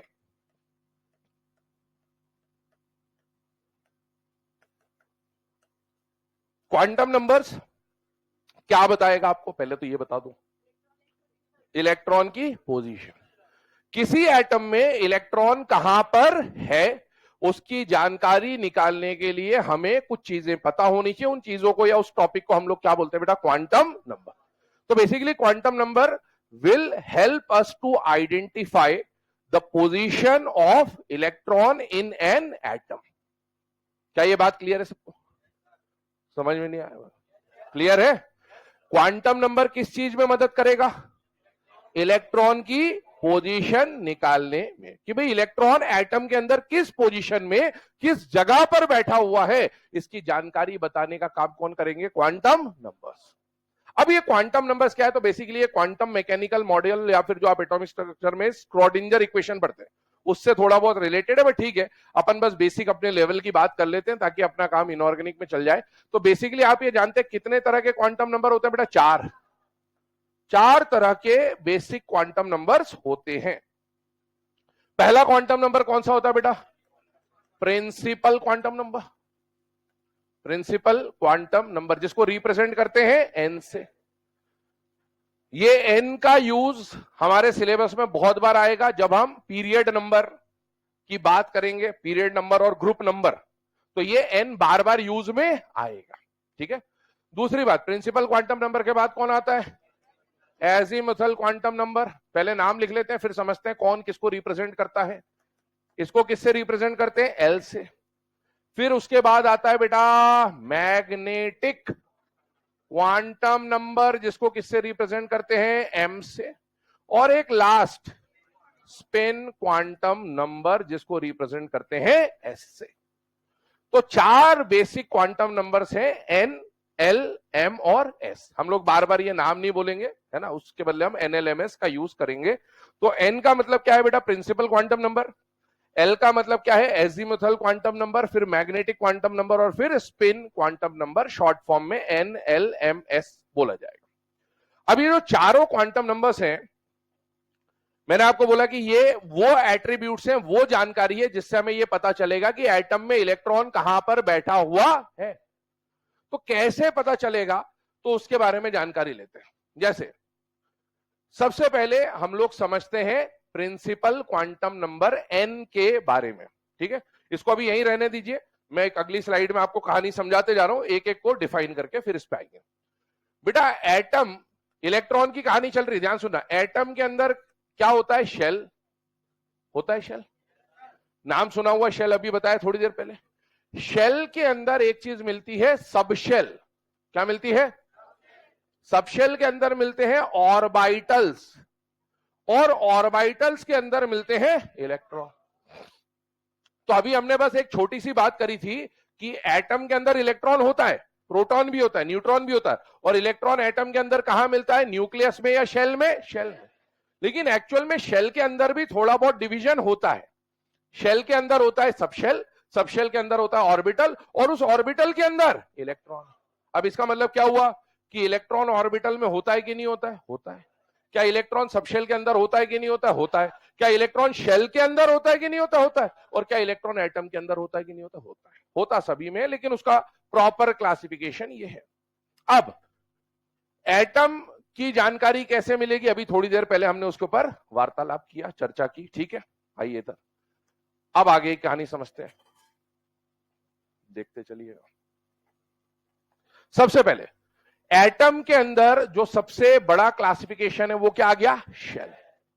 शेल कहने का मतलब है, यहां पर देखिए, अभी हमने लिखा था एक प्रिंसिपल क्वांटम नंबर। ये जो प्रिंसिपल क्वांटम नंबर है ना, ये आपको जानकारी देगा शेल या फिर ऑर्बिट। शेल को ऑर्बिट बोलते हैं। यहां दो नाम है, इसका मतलब ऑर्बिट, और ये ऑर्बिटल कुछ अलग बात है, ध्यान रखिएगा, है ना। हाँ, कंफ्यूज नहीं होना इसमें। तो देखिए, सबसे पहले प्रिंसिपल क्वांटम नंबर आपको ये सब एट्रीब्यूट है जो जानकारी देगा। तो सबसे पहले अगर मुझे किसी इलेक्ट्रॉन, हम इलेक्ट्रॉन के ऊपर चर्चा कर रहे हैं, किसी इलेक्ट्रॉन का अगर शेल नंबर पता है तो मैं उसका प्रिंसिपल क्वांटम नंबर जानकारी निकाल सकता हूं, या फिर अगर मुझे उसके प्रिंसिपल क्वांटम नंबर की जानकारी है तो मैं उसका शेल नंबर बता सकता हूं। जैसे, क्या कहने का मतलब है, इधर आइए ध्यान से सुनिएगा। ये बना दिया मैंने न्यूक्लियस। न्यूक्लियस के आजू बाजू में कुछ सर्कुलर पाथ थे, इन्हीं सर्कुलर पाथ को हमने क्या बोला था? शेल या फिर ऑर्बिट। अब किसी एटम में एक शेल हो सकता है, किसी में दो हो सकते हैं, किसी में तीन हो सकते हैं, किसी में 4, 5, 6, 7, ऐसा कुछ भी हो सकता है। मान लीजिए मैं अभी वही एग्जांपल लेके चल रहा हूं जो हमें नर्सरी से याद कराया गया है, दैट इज सोडियम। हम अच्छे से जानते हैं सोडियम का एटॉमिक नंबर क्या है? 11। क्या इसका कॉन्फ़िगरेशन 9th क्लास में आपने 281 नाम से पढ़ा हुआ है? यस। इसी को थोड़ा आगे बढ़ जाते तो अफबाव रूल वगैरह वगैरह जब हम 11th में पढ़ते तो हम इसका कॉन्फ़िगरेशन कुछ इस अंदाज में लिखते हैं 1s2 2s2 2p6 और 3s1, यही तो लिखते हैं। 1s2 कहने का मतलब है इसमें कितने इलेक्ट्रॉन है? ये दो।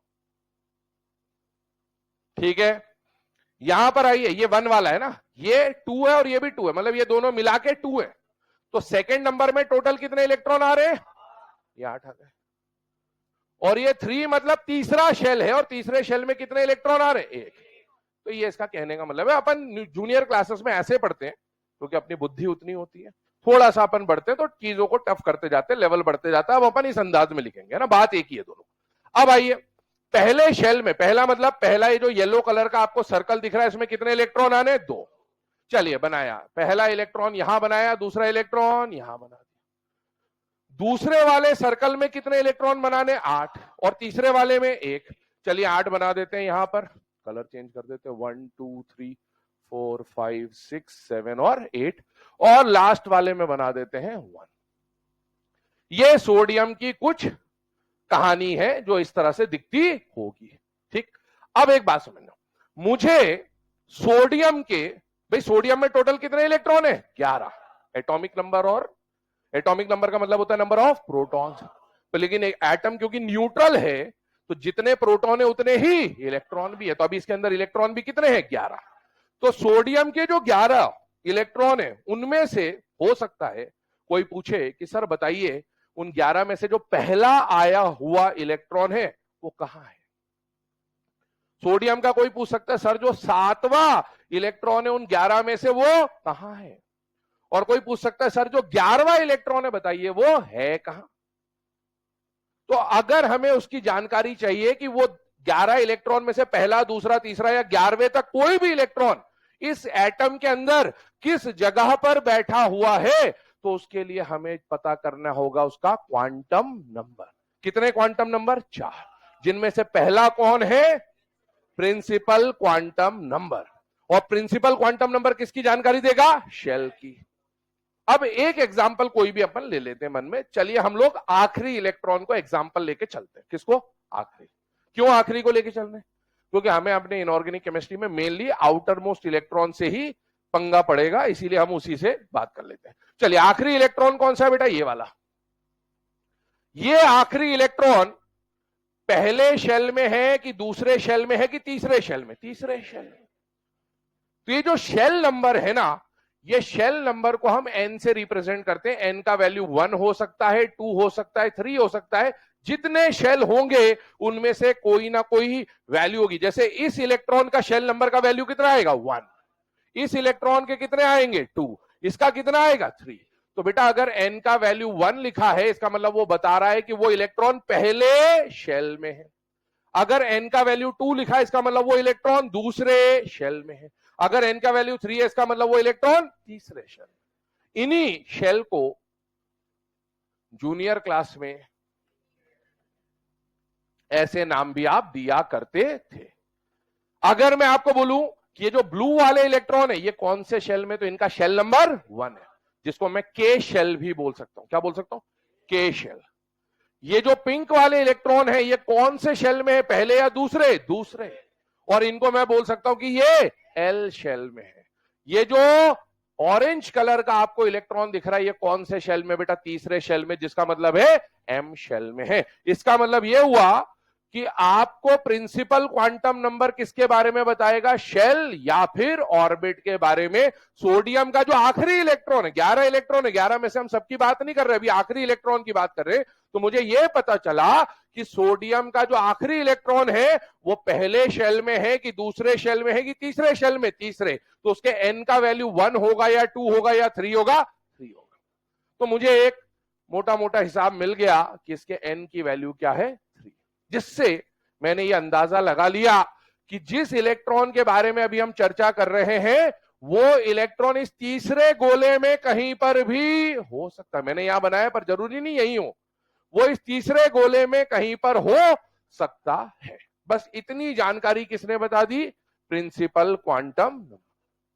जैसे वंश के बारे में बात करी तो वंश कोटा में है, अब कोटा में कहां पर है ये अभी नहीं पता है, ये पहली जानकारी मिली, एक ब्रॉडर व्यू हमें दिख गया। अब आगे बढ़ता हूं, शेल के अंदर कौन मिलता है, सब शेल। यही जो येलो कलर की तीसरी सर्कल आपको दिख रही है, इसके अंदर छोटे छोटे हिस्से माने जाते हैं, उसको हम क्या बोलते हैं, सब शेल। अब ये सब शेल क्या है, आइए इधर समझते हैं ध्यान से। पहले यहां पर लिख देता हूं मैं पहली क्वांटिटी, जो प्रिंसिपल क्वांटम नंबर है ना, उसके बारे में डिटेल में भी थोड़ा सा बता ही देता हूं। प्रिंसिपल क्वांटम नंबर किसकी जानकारी देगा, शेल के बारे में, ठीक है ना। और इसको एन से रिप्रेजेंट करेंगे, और यहां पर हम शेल के बारे में रिप्रेजेंट करेंगे। मैंने अभी आपको बताया शेल को के, एल, एम और एन बोला जा सकता है, आगे भी चलता जाएगा, कोई वो नहीं है। अगर के शेल में कोई इलेक्ट्रॉन है तो उसका एन का वैल्यू 1। क्या एन का वैल्यू कभी 0 हो सकता है क्या, नहीं। अरे बताओ, क्या एन का वैल्यू कभी 0 हो सकता है क्या? अगर इलेक्ट्रॉन है तो शेल में ही होगा, और शेल होगा तो कम से कम पहला शेल तो होगा ही होगा। तो एन का वैल्यू कभी भी 0 नहीं हो सकता। हाँ, आगे वाले जो चीजें उनका कभी कभी 0 होता है, लेकिन एन का वैल्यू कभी 0 नहीं हो सकता। एल का मतलब है एन का वैल्यू क्या हो जाएगा, 2, एम का मतलब है 3 और कैपिटल एन का मतलब है 4। ये क्या बता रहा है, इलेक्ट्रॉन पहले गोले में है, दूसरे गोले में है, तीसरे गोले में है और चौथे गोले में है। चलो आइए इधर ध्यान दीजिएगा, एक बार अभी पहले बता देता हूं फिर लिख लेना। अब हम लोग आ रहे हैं किसके ऊपर बेटा, सब शेल के ऊपर। मैंने बोला कि ये जो शेल है, ये जो सर्कुलर पाथ है, ऑर्बिट है, इसके अंदर कुछ छोटे छोटे हिस्से माने जाते हैं, और उन हिस्सों को हम लोग क्या बोलते हैं बेटा, सब शेल। क्या बोलते हैं, सब शेल। तो नाम से समझ में आता है शेल का सब पार्ट है, that is known as subshell. अब ये सब शेल क्या बताएगा, हमारा पीरियोडिक टेबल जो है उसमें कितने ब्लॉक है, 4। कौन कौन से, ये वही है। हमारा पीरियोडिक टेबल में जो 4 ब्लॉक आप पढ़ते हो, वो 4 ब्लॉक ही क्यों है, 5वां ब्लॉक क्यों नहीं है, 3 ब्लॉक क्यों नहीं है, 2 ब्लॉक क्यों नहीं है, उसका आंसर हमें मिलता है सबशेल से। एक्चुअल में सबशेल जो है वो है एस, पी, डी, एफ, और फ्यूचर में भी आगे GH आएंगे, लेकिन अभी फिलहाल में 4 की ही जरूरत पड़ती है, इसीलिए हम अभी तक 4 ब्लॉक्स पढ़ते हैं, एसपीडी, और ये 4 में ही निकल जाओ सिलेक्शन लेके, वरना एक ब्लॉक और बढ़ जाएगा, है ना। तो इससे पहले ही सिलेक्शन ले लेना है, ठीक है ना। वो बहुत नजदीक है, 118 तो हो ही गए, 121 एटॉमिक नंबर आया और 5वां ब्लॉक आया, बस इतनी सी दूर है, ठीक है। आइए समझते हैं इसको, सबशेल के बारे में जानकारी लेते हैं, ध्यान से देखिएगा। सेकंड नंबर, सबशेल क्या बताता है या किस तरह से काम करेगा। सबशेल का मतलब है, हम लोग बात कर रहे हैं किसकी, azimuthal quantum number. Azimuthal quantum number किसकी जानकारी देगा, सबशेल के बारे में। और सबशेल मैंने बोले कौन कौन है, एसपीडीएफ। पर ये निकलता कैसे है, ध्यान सुनना। एजीमुथल क्वांटम नंबर को किससे रिप्रेजेंट करते हो, एल से। अब इसका एक फॉर्मूला होता है, मैथमेटिकली अगर मैं बात करूं तो फॉर्मूला होता है 0 to n-1। ये फॉर्मूला होता है जो आपको फिजिकल केमिस्ट्री में बताया जाएगा, जिसमें देखो कहानी समझना, हर अगला क्वांटम नंबर अपने से पहले क्वांटम नंबर पे डिपेंडेंट होगा। जैसे मुझे अगर n की वैल्यू पता है, मतलब पहला क्वांटम नंबर पता है, तो ही मैं दूसरा निकाल पाऊंगा। मुझे दूसरा क्वांटम नंबर पता है तभी मैं तीसरा निकाल पाऊंगा। तो कहानी ऐसी है। तो अगर मुझे पहला क्वांटम नंबर पता चल गया, दैट इज n की वैल्यू पता चल गई, अब n की मदद से मैं अगला क्वांटम नंबर निकाल सकता हूं। जैसे, अब सुनना, कहानी समझना, सिंपल सी कहानी है। पहले तो अपन मैथमेटिकली समझ लेते हैं, फिर अपन अपने लॉजिक जो है, अपने काम की बात है, उसको समझ लेंगे। शेल के अंदर कौन मिलता है, सबशेल। अब ध्यान से सुनना, शेल को हम लोग किससे रिप्रेजेंट करेंगे, n से। शेल नंबर मतलब गोला, सर्कुलर पाथ जिसके अंदर इलेक्ट्रॉन होता है। तो पहला सबसे मिनिमम वैल्यू शेल की कितनी, 1, फिर 2, ऐसे बढ़ता जाएगा, ठीक है। मुझे बताओ, अगर इस 1 को यहां रख दें, 0 to n-1, तो 0 to 1-1। इसमें ध्यान रखना, आपको सिर्फ इंटीजर वैल्यूज लेनी है, डेसिमल वेसिमल नहीं लेना है। कोई ज्यादा मैथ्स का है ना विद्वान हो, बोले सर 0 से इसके बीच में तो ये भी आएगा वो भी आएगा, तो अपने को नंबर लाइन पे चलना है ना। अब सुनो, अगर ये n का वैल्यू 1 रखा तो बताओ 0 to 1 - 1 कितना आ गया? 0। इसका मतलब यहां पर एक वैल्यू आई 0। ये 0 क्या बता रहा है? 0 समझना ध्यान से, 0 का मतलब ये नहीं समझना है कि पहले शेल में कितने सब शेल है, 0, ऐसा नहीं है। इसका मतलब ये है पहले शेल में कितने सब शेल है, एक सब शेल है, और उस एक सब शेल का नाम 0 है। 0 0 0, उस एक सब शेल का नाम 0 है, उस एक सब शेल का नाम 0 है, उसका नंबर 0 है। जैसे इधर आइएगा, सेकेंड शेल की बात करूं, मतलब दूसरे गोले की बात करें अगर हम, तो दूसरे गोले में अगर आप इसको रखो 0 to 2 - 1, मतलब 2 - 1 किया तो कितना आएगा? 1। होल नंबर लेके चलू तो 0,1, मतलब दूसरे शेल में कितने सब शेल है? 2। उनमें से एक का नंबर 0 है और एक का नंबर 1 है। इसका कहने का तात्पर्य ये है, 0 नहीं है। इसका मतलब तीसरा रखा तो 0 1 2 ऐसा आएगा। इसका मतलब तीसरे शेल नंबर में कितने सब शेल? चौथे में बता सकते हो, 0 1 2 3। ये जो अभी हम समझ रहे बहुत जरूरी बात है, ये कल के लेक्चर में काम आने वाला है, आपको ध्यान सुनना। पहले शेल में कितने सब शेल? 1, 0 नहीं, 1। दूसरे शेल में कितने सब शेल? तीसरे में, चौथे में। अगर मैं आपको बोलूं किसी एटम में 7वां शेल है तो उसके अंदर कितने सब शेल होंगे? 7। क्या बिल्कुल बराबरी से चल रहा है बेटा?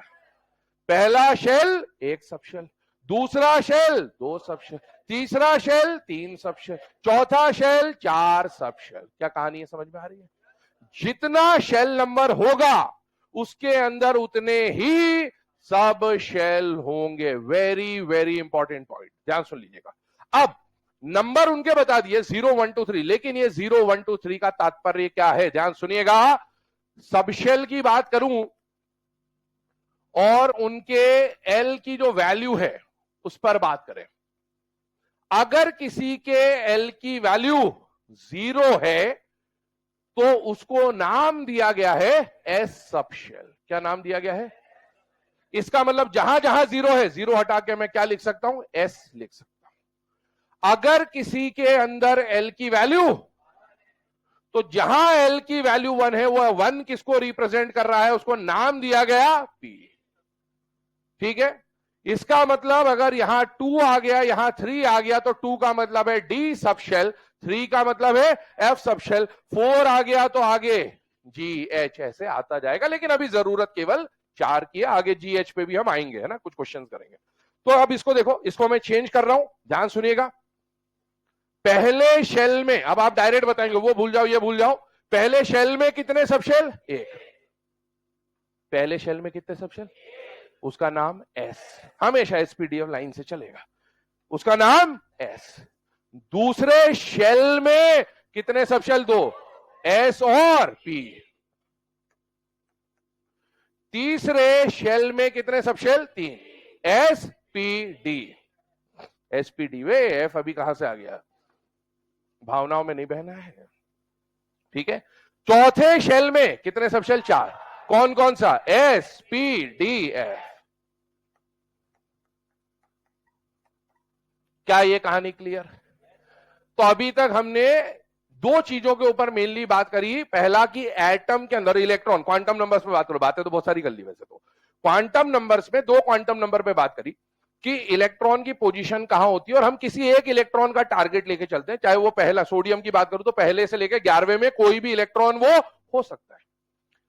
हमने ये पता करा कि सबसे पहला क्वांटम नंबर कौन आता है? Principal quantum number. और वो प्रिंसिपल क्वांटम नंबर किसके बारे में जानकारी देगा? शेल के बारे में। अगर इलेक्ट्रॉन पहले शेल में है तो 1, दूसरे में है तो 2, तीसरे में है तो 3। ये एन की वैल्यू 1 या एन की वैल्यू 2 या एन की वैल्यू 3। फिर शेल के अंदर कौन होता है? सब शेल। उस सब शेल में एसपीडीएफ में कहां पर इलेक्ट्रॉन है, इसकी जानकारी कौन देगा? Azimuthal quantum. अगर इलेक्ट्रॉन पहले शेल में तो वो एस में ही होगा।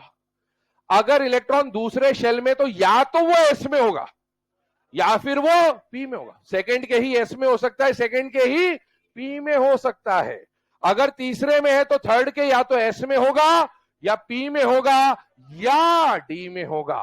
और अगर चौथे में है तो या तो 4k S में होगा, या 4k P में होगा, या 4k D में होगा, या 4k F में होगा। इसकी जानकारी आपको अफबाउ रूल की कॉन्फ़िगरेशन देगी। देखिए आइए इधर ध्यान दीजिएगा। ये देखो सोडियम, हम कौन सा 11 इलेक्ट्रॉन थे इसके अंदर, हम कौन से इलेक्ट्रॉन को टारगेट करके चल रहे थे? आखिरी इलेक्ट्रॉन को। ये आखिरी इलेक्ट्रॉन पहले शेल में है कि दूसरे शेल में है कि तीसरे शेल में? तीसरे। शेल नंबर का मतलब n का वैल्यू हो गया 3। क्वांटम नंबर 4 होते हैं n, l, m और s। अच्छा, अगर मैं आपको बोलता कि इसमें से किसी इलेक्ट्रॉन की मैं बात कर रहा हूं, तो ये इलेक्ट्रॉन जो है ये कौन से शेल में, पहले, दूसरे या तीसरे? दूसरे। तो n का वैल्यू क्या लिखते? 2। अगर मैं बोलता मैं इसमें से पहले या दूसरे इलेक्ट्रॉन की बात कर रहा हूं, तो वो कौन से शेल में आ रहा है, पहला, दूसरा या तीसरा? पहला। तो n का वैल्यू क्या हो जाता हुआ? अरे हाँ या ना? दूसरी बात, अगर आपको शेल पता चल गया तो शेल के बाद क्या पता करना है? सब शेल। पहले शेल में कितना सबशेल होता है? 1, जिसका नाम है S। दूसरे शेल में कितने सबशेल होते हैं? 2, जिनका नाम है S या फिर P। तीसरे शेल में कितने सबशेल होते हैं? 3, जिनका नाम है S, P या D। अभी जरूरत नहीं पड़ी P और D की, इसलिए दिख नहीं रहा है, वरना थर्ड में S भी होता है, P भी होता है और D भी होता है। अब मुझे इस इलेक्ट्रॉन की अगर जानकारी चाहिए तो मुझे ये तो पता चल गया कि इस इलेक्ट्रॉन का कॉन्फ़िगरेशन ये है और इसका शेल नंबर कितना दिख रहा है? 3। और ये किस सबशेल में दिख रहा है? S, P या D? P, S में, सॉरी, S में दिख रहा है। S में दिखने का मतलब L की वैल्यू 0, S का नंबर 0 था। क्या बात समझ में आ रही है? एक और एग्जांपल इसी के आगे ऐड कर देता हूं ताकि समझना आसान रहे। जैसे मान लीजिए क्लोरीन लिया मैंने, एटॉमिक नंबर क्या है? 17। जूनियर क्लासेस की जो कॉन्फ़िगरेशन है वो है 2,8,7। सही है भाई? अब बताओ, अगर इसकी कॉन्फ़िगरेशन की बात करूं तो 1s2, 2s2, 2p6, 3s2, 2p6, 3s2 और 3p5, ये इसकी कॉन्फ़िगरेशन आ रही है। हम लोग लास्ट इलेक्ट्रॉन को ही टारगेट करके चल रहे हैं। आप किसी के लिए भी निकाल सकते हो, कोई परेशानी नहीं है, बट मैं लास्ट इलेक्ट्रॉन की बात कर रहा हूं। टोटल इसमें कितने इलेक्ट्रॉन है? 17। तो मैं 17th इलेक्ट्रॉन की बात कर रहा हूं। पहले 17th पे बात कर लेंगे, फिर एक एग्जांपल में 9th इलेक्ट्रॉन ले लेंगे। चलो, है ना, दोनों के लिए निकाल के बताते हैं एक ही एग्जांपल। अब मुझे बताओ, आपको पहले तो 17वां इलेक्ट्रॉन पहचानना है कि कौन सा होगा। तो वो 17th इलेक्ट्रॉन यही तो होगा। तो वो जो 17th इलेक्ट्रॉन है वो पहले शेल में है, दूसरे में या तीसरे में? तीसरे में। वो यहां भी दिख जाएगा आपको। तो इसके n की वैल्यू कितनी आ गई? 3।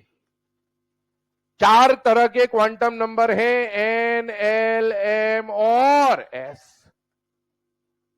अब मुझे बताओ, तीसरे शेल में कितने सबशेल होते हैं? 3। कौन कौन से? s, p, d। आपका जो आखिरी इलेक्ट्रॉन है वो s में है या p में है? p में। और p का नंबर 0 होता है या 1 होता है? 1 होता है। इसका मतलब मुझे यह पता चल गया कि इसके l की वैल्यू क्या है? 1। l ने, इसने, n ने आपको शेल बताया, l ने आपको सब शेल बता दिया। अब आगे बढ़ेंगे 9th इलेक्ट्रॉन पे। तो अच्छा बताओ, इनमें से 9th इलेक्ट्रॉन किस में होगा? ये 2 में होगा कि 8 में होगा कि 7 में होगा? 9th इलेक्ट्रॉन किस में होगा? यहां होगा ना, पहला, दूसरा, तीसरा, चौथा, पांचवा, छठा, सातवां, आठवां, 9वां और 10वां। अब इससे ज्यादा और सिंपल नहीं हो सकता है ना। तो 9वां इलेक्ट्रॉन इसमें कहीं पर बैठा हुआ है। और अगर यहां पर देखो तो 1, 2, 3, 4, 5, 6, 7, 8, 9, 10। तो 9th इलेक्ट्रॉन इसमें कहीं पर है। इसका मतलब 9th इलेक्ट्रॉन के लिए n का वैल्यू हो गया 2। 2 हो गया। क्यों हो गया 2? इस इलेक्ट्रॉन की बात करो और उस इलेक्ट्रॉन का शेल नंबर फर्स्ट शेल है या सेकेंड शेल है? सेकेंड शेल है। तो n का वैल्यू आ गया 2। l किसके बारे में बताता है? शेल या सबशेल? सबशेल। अब सबशेल कौन कौन होते हैं? s, p, d और f। अगर s सबशेल है तो l का वैल्यू 0, p सबशेल है तो l का वैल्यू 1, d सबशेल है तो l का वैल्यू 2, f सबशेल है तो l का वैल्यू 3। अब मुझे बताओ, p सबशेल के लिए l की वैल्यू क्या होती है? 1। अब आगे हमें निकालना होगा m और s, उस पे बाद में आते हैं। अभी हमने जितना समझा वो ये था। ठीक, इतना नोट करना है अगर किसी को तो कृपया कर सकते हैं, ये वाली चीज लिख लो चाहो तो। लिखने की रफ्तार तूफानी रहनी चाहिए, पहले दिन बता दे रहा हूं।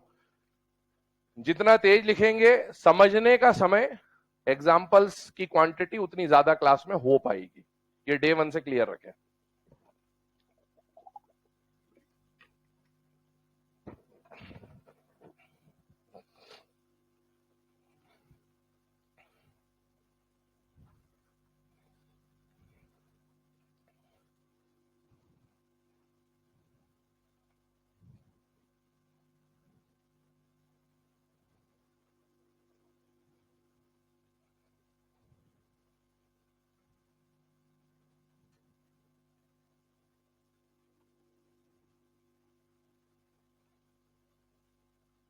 एक मिनट बेटा, तेरे से जल्दी मैं कर दूंगा, आगे चिंता मत करो, तुमसे ज्यादा जल्दी मुझे है, पर एक पर्याप्त समय लिखने के लिए देना पड़ता है ना। आपने हो सकता है पहले लिख लिया हो या राइटिंग स्पीड तेज हो।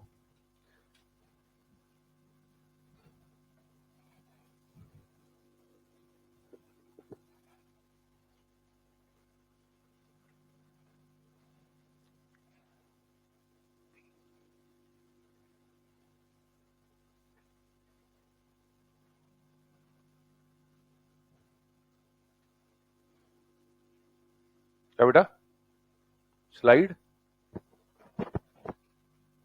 बोला किसने, पहले वो तो बताओ, क्या हो गया स्लाइड का? स्लाइड चेंज कौन बोल रहा है? कौन है पीछे वाला, किसको इतनी जल्दी पड़ी? क्या हो गया बेटा? स्लाइड चेंज कर दे? तो तू बताएगा तभी मैं चेंज करूंगा। कब चेंज करना मैं आपसे पूछूंगा भी नहीं, मेरे को जब चेंज करनी होगी तभी होगी चेंज। इसलिए अपनी एनर्जी वेस्ट ना करें। अगर आपका हो गया तो उसको पढ़ लो जब तक।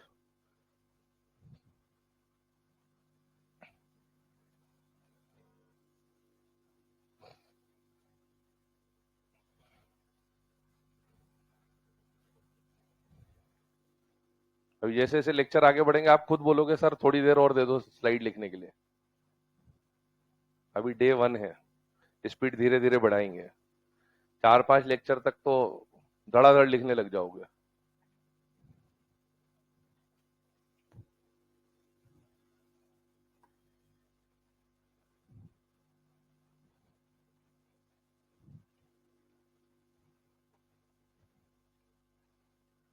जितने लोग आराम से लिख रहे हैं धीरे धीरे रफ्तार बढ़ाते जाएं।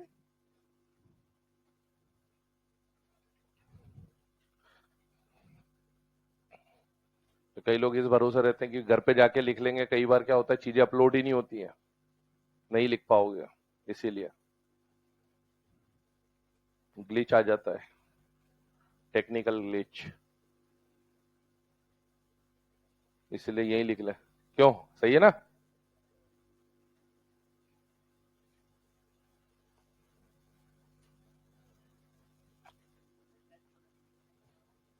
ये तो पढ़ ले पहले से। समय से पहले भाग्य से ज्यादा ना कभी मिला है ना कभी मिलेगा, सही समय का इंतजार करें, सारी दुविधाएं दूर हो जाएगी। अभी तो आज शुरू ही करें बेटा, पहले ही दिन सब थोड़ी पढ़ लेंगे, हर चीज का समय आएगा।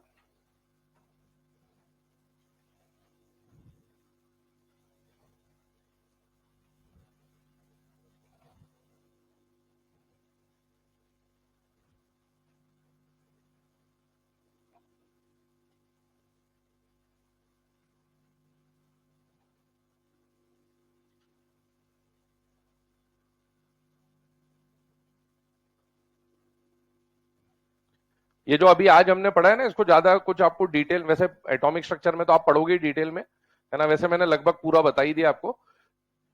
आप इसको धीरे धीरे पढ़ते रहना, बस ये बेसिक टर्मिनोलॉजी जो है कि भाई एस के लिए एल की वैल्यू 0 है या एसपीडीएफ को सबशेल बोलते हैं, अपने को ये सब चीजें काम में आने वाली इनऑर्गेनिक में। ये जितना अपन डिटेल में पढ़ रहे हैं उतना अपने काम का नहीं है, बट ठीक है एटॉमिक स्ट्रक्चर में पढ़ना ही आपको तो है, तो आपके सिलेबस का ही, बाद में आपका काम आसान रहेगा।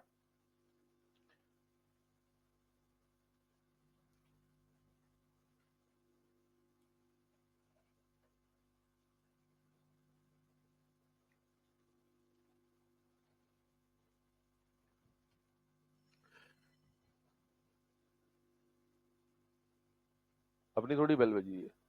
अच्छा, दो बार बजती है यहाँ पर, एक बार बजती है ना, ठीक है, अभी 15 मिनट बाद फिर बजेगी। चलो, शेल के बाद हम लोगों ने बात करी किसके बारे में, सब शेल, है ना। अब देखो, इसके बाद तीसरा जो क्वांटम नंबर आपको पढ़ना होता है ना, वो कौन सा होता है बेटा, मैग्नेटिक क्वांटम नंबर। ध्यान सुनना है ना, प्रिंसिपल क्वांटम नंबर ने जानकारी किसकी दी बेटा, शेल की।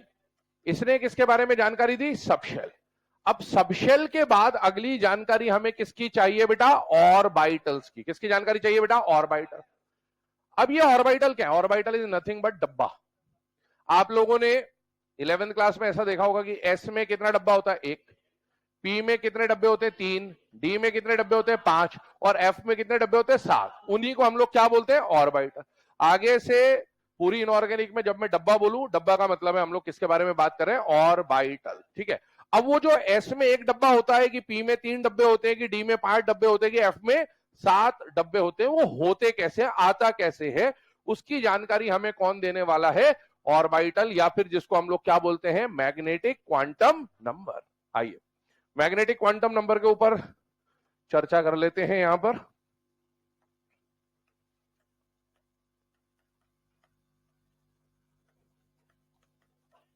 मैग्नेटिक क्वांटम नंबर, ये जानकारी किसके बारे में देगा, ऑर्बिटल्स के बारे में, ठीक है। अभी हम लोगों ने एटम का एक ब्रॉडर क्लासिफिकेशन देख लिया कि एटम के अंदर होगा शेल, शेल के अंदर होगा सब शेल, और सब शेल के अंदर कहीं ना कहीं आपको क्या मिलेंगे, ऑर्बिटल।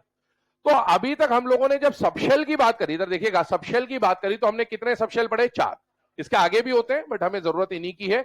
कौन कौन से सबशेल है, एस, पी, डी, एफ। इन्हीं के नाम के बेसिस पे हमारे 4 ब्लॉक बनेंगे, S block, P block, D block, F block. समझते जाना, आपका जो पीरियोडिक टेबल बनेगा वो पूरा का पूरा क्वांटम नंबर पे बेस्ड है। किसके ऊपर बेस्ड है, तो इसीलिए पहला सवाल आएगा कि भाई 4 ही ब्लॉक क्यों है, क्योंकि ये 4 है। इसके आगे की अभी जरूरत नहीं पड़ी है, वो अभी और आगे हम कल डिस्कस करेंगे। फिर अगला सवाल ये बनता है कि जब आप ब्लॉक्स बनाते हो तो आपने ये देखा होगा कि एस ब्लॉक में ग्रुप नंबर 1 और ग्रुप नंबर 2 होता है। कितने ग्रुप होते हैं, 2। पी में कितने ग्रुप होते हैं, 6। डी में 10 होते हैं। वो कैसे होते हैं उसकी जानकारी अब क्वांटम नंबर दे रहा है आपको। एस में कितना डब्बा होता है, 1, और एक डब्बे में मैक्सिमम 2 इलेक्ट्रॉन आते हैं, 2, तो इसीलिए इसमें 2 ग्रुप होते हैं। पी में कितने डब्बे होते हैं, 3, तीनों डब्बों में 2, 2 और 2, कितने इलेक्ट्रॉन हुए, 6। इसके अंदर ग्रुप आते हैं 6। ये सारे जो खेल है हमारे पीरियोडिक टेबल का वो क्वांटम नंबर के ऊपर बेस्ड है, ठीक है। आइए इधर देखते हैं, मैग्नेटिक क्वांटम नंबर की बात करें, रिप्रेजेंट करेंगे बेटा m से, और इसकी वैल्यू जो होती है दैट इज -L2 + L। मैंने बोला था अगर हमें प्रीवियस क्वांटम नंबर पता है तो हम अगला आने वाला सबसीक्वेंट जो क्वांटम नंबर है वो फाइंड आउट कर सकते हैं। तो n की मदद से हमने l निकाला और l की मदद से हम लोग m निकाल रहे हैं, और वैल्यू क्या जा रही है बेटा, -L से लेकर +L, 0 इंक्लूडेड है इसके अंदर, ठीक है, ध्यान रखिएगा। अब जैसे सबशेल्स की बात करता हूं, ध्यान सुनना, सबशेल्स और सबशेल की वैल्यू को किससे रिप्रेजेंट करते हैं, एल से, है ना। सबशेल पहला कौन सा, एस, फिर पी, फिर डी, फिर एफ। एस के लिए एल की वैल्यू 0, पी के लिए एल की वैल्यू 1, डी के लिए एल की वैल्यू 2, एफ के लिए एल की वैल्यू 3। अब यहां पर हम लोग उनके ऑर्बिटल्स या फिर एम की क्वांटिटी फाइंड आउट करते हैं। चलिए अब मुझे बताइए, अगर एस सबशेल की बात कर रहा हूं तो एस सबशेल में एल की वैल्यू कितनी है, 0, तो -0 से लेकर +0, ए की तो वैल्यू आ रही है, वो क्या आ रही है, 0। इस 0 का मतलब क्या है, एस के अंदर कितने ऑर्बिटल है, एक ऑर्बिटल है, 0 ऑर्बिटल नहीं, एक ऑर्बिटल है, और उस ऑर्बिटल का नंबर या नाम 0 है, ये ध्यान रखिएगा। पी आइए यहां पर रखें, पी के लिए एल की वैल्यू कितनी है, 1, तो -1 से लेकर +1, 0 भी लेना है, ठीक है, नंबर लाइन पे चल रहे हैं, तो -1, 0। पी के अंदर कितने ऑर्बिटल है, 3, उन 3 में से एक का नाम -1 है, एक का नाम 0 है, और एक का नाम, जिनमें से आगे जाके हम उन्हें px, py और pz के नाम से जानेंगे, 3 डब्बे, ठीक। इसी तरीके से डी में अगर -2 से लेकर +2 जाओगे तो -2, -1, -2, -1, 0, +1 +2। डी में कितने डब्बे बन रहे हैं? 5। ठीक है भाई। और इसी तरीके से एफ में अगर आप जाएंगे तो -3 -2 -1 0 +1 +2 एंड +3। इसका मतलब यह हुआ कि नंबर ऑफ ऑर्बिटल्स की अगर मैं बात करूं तो एस में कितना डब्बा? 1, पी में कितना डब्बा? 3, डी में कितना डब्बा? 5 और एफ में कितना डब्बा? 7। एक देखो अरिथमेटिक प्रोग्रेशन बन रहा है विद अ डिफरेंस ऑफ 2, 1 के बाद 3, 2 का गैप, 5 7। अगर अगला आएगा तो बताइए 9, उसका अगला आएगा तो 11, उसका अगला आएगा तो बाहर जा, अभी पिछली क्लास चल रही है, अगले में बाद में आना। पता नहीं चला क्या तेरे को? टाइम तो देख ले। बेल सुन, कोई बात नहीं, हो जाता है जीवन में, बहुत सारी दिक्कतें होती हैं कई बार, है ना, सीखते ऐसे ही सीखते हैं। ठीक है, तो इसका ऑर्बिटल कितना हुआ? 1, इसका ऑर्बिटल कितना हुआ? 3, इसका ऑर्बिटल कितना हुआ? 5 और इसका ऑर्बिटल कितना हुआ? 7। इसका मतलब एस में कितना डब्बा होता है बेटा? 1, पी में कितना डब्बा होता है? 3, डी में कितना डब्बा होता है बेटा? 5, 1 2 3 4 5 6 हो गए। डिस्कवरी हो जाएगी नहीं।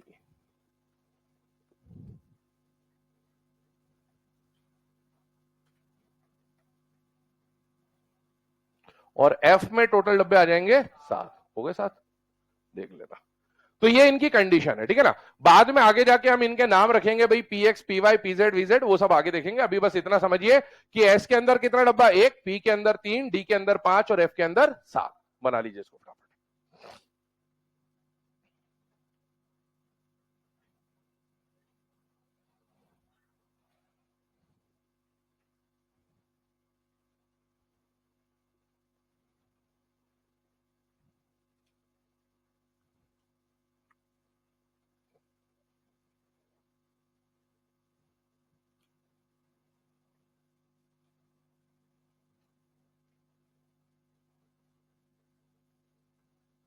इसमें एक बात ध्यान रखना, ये जो नंबर दिए ना, देखो एक बात सुन लो इसको, है ना, बाद में फिर कंफ्यूज मत होना। जैसे अपन ने ये नंबर दिया तो अभी हमने एक सीक्वेंस लिखा है, सुनना मेरी बात ध्यान से बच्चों, है ना। ये सीक्वेंस लिखा है, जैसे इसका सीक्वेंस क्या लिखा है? -1 0 +1। सुनना, -1 0, ये जरूरी नहीं कि ऐसा ही हो हमेशा, हम जनरली ऐसा लिखते हैं। इनमें से किसी भी डब्बे का नंबर कुछ भी हो सकता है। इनमें से किसी एक का नंबर +1 होगा, किसी एक का 0 होगा, किसी एक का माइनस। लेकिन हमें क्योंकि आंसर लिखना होगा एग्जाम में, वहां पर हम ऐसा नहीं कर सकते कि ये भी लिख दो, वो भी लिख दो, वो भी लिख दो। तो हम जनरली नंबर लाइन के हिसाब से, भाई नंबर लाइन आप देखते ही हो, तो उसमें यहां पर 0 आता है और इधर होता है नेगेटिव, -1 -2 -3, और इधर क्या होता है? +1 तो हम जनरली उस पैटर्न में लिखते हैं। लेकिन जो लॉजिकली अगर हम लोग बात करें तो लॉजिकली इनमें से किसी का नंबर कुछ भी हो सकता है, ये ध्यान रखिएगा ना। बट अभी अपन फिलहाल में इसी को फॉलो कर रहे हैं।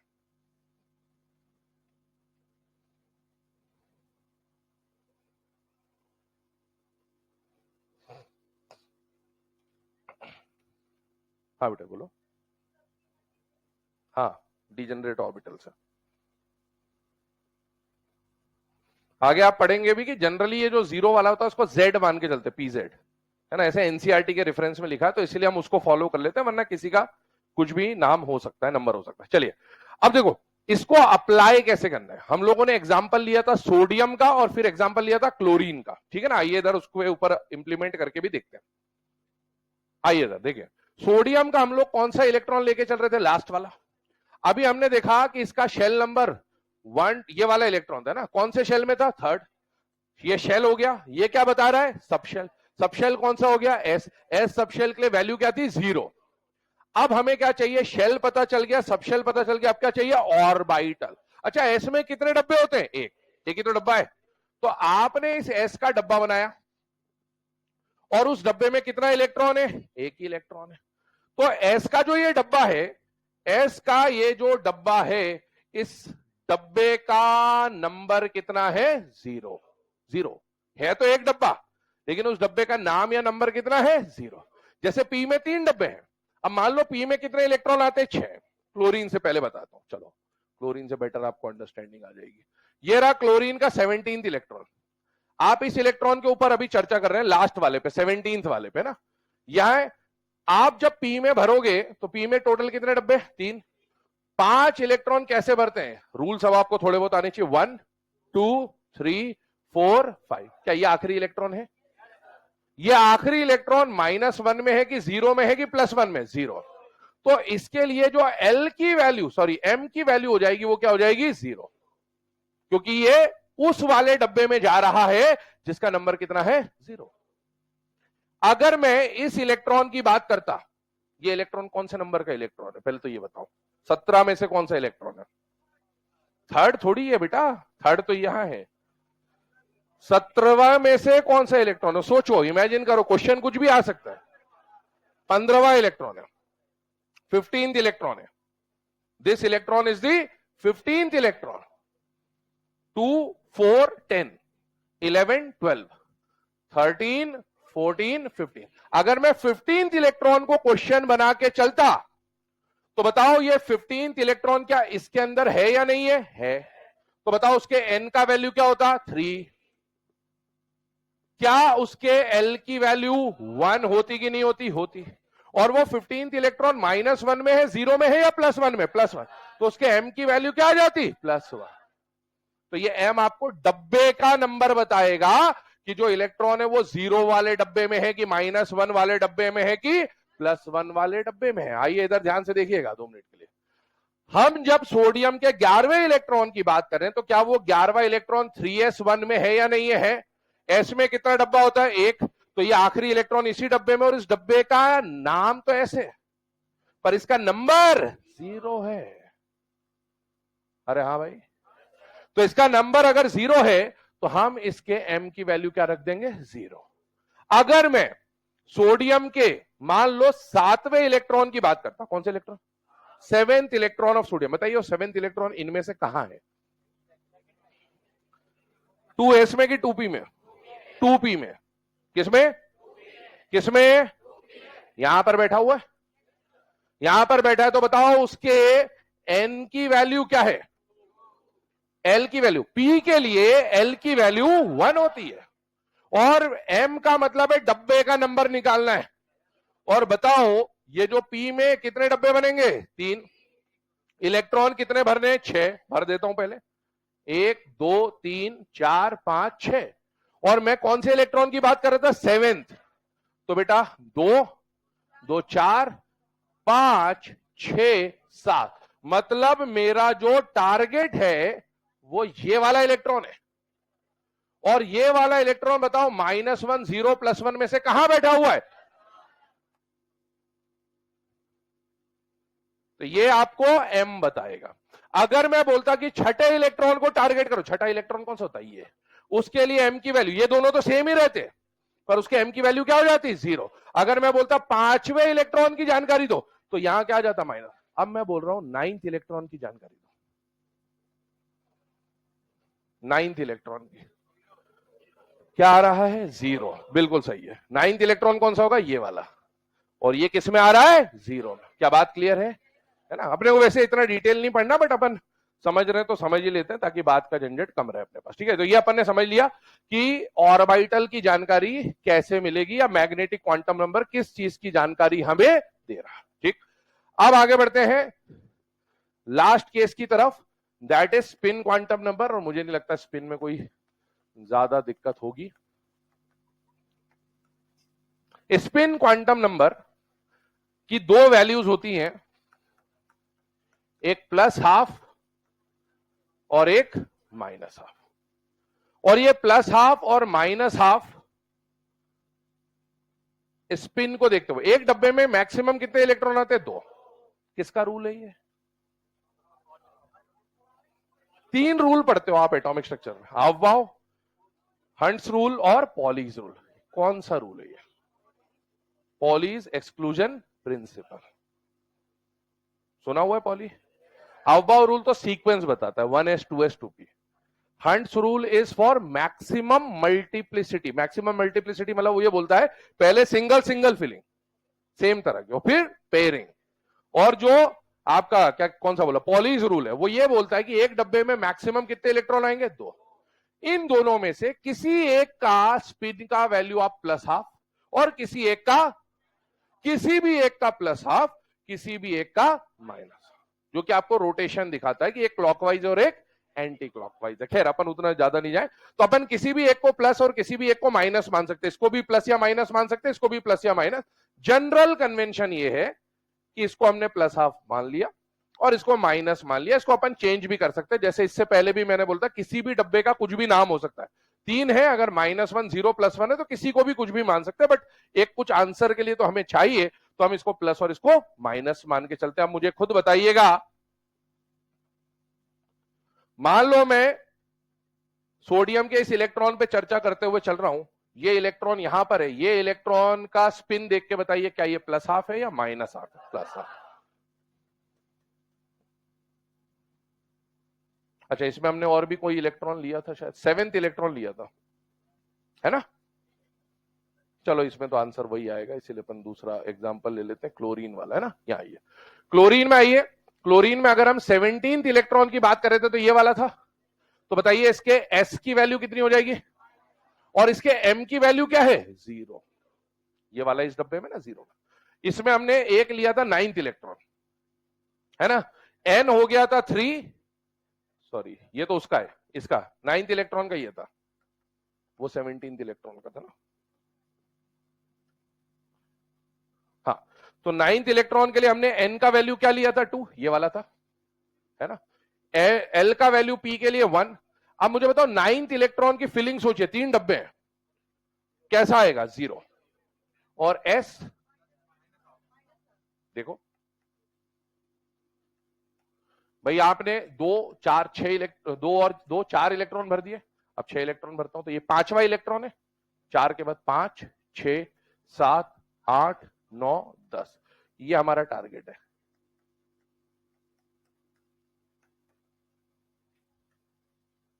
ठीक है, तो ये अपन ने क्वांटम नंबर्स के ऊपर लगभग पूरा डिटेल में पढ़ लिया, ये अभी देख लें, इसके आगे कल हम लोग स्टार्ट करेंगे। एक बार इसका एक ब्रीफ आइडिया है ना, ऊपर ऊपर से पढ़ के आना, अपने को ज्यादा इतना डिटेल की जरूरत नहीं है, आपके सिलेबस का कर लोगे तो अच्छा ही है, बाकी इसका आगे कल देखेंगे।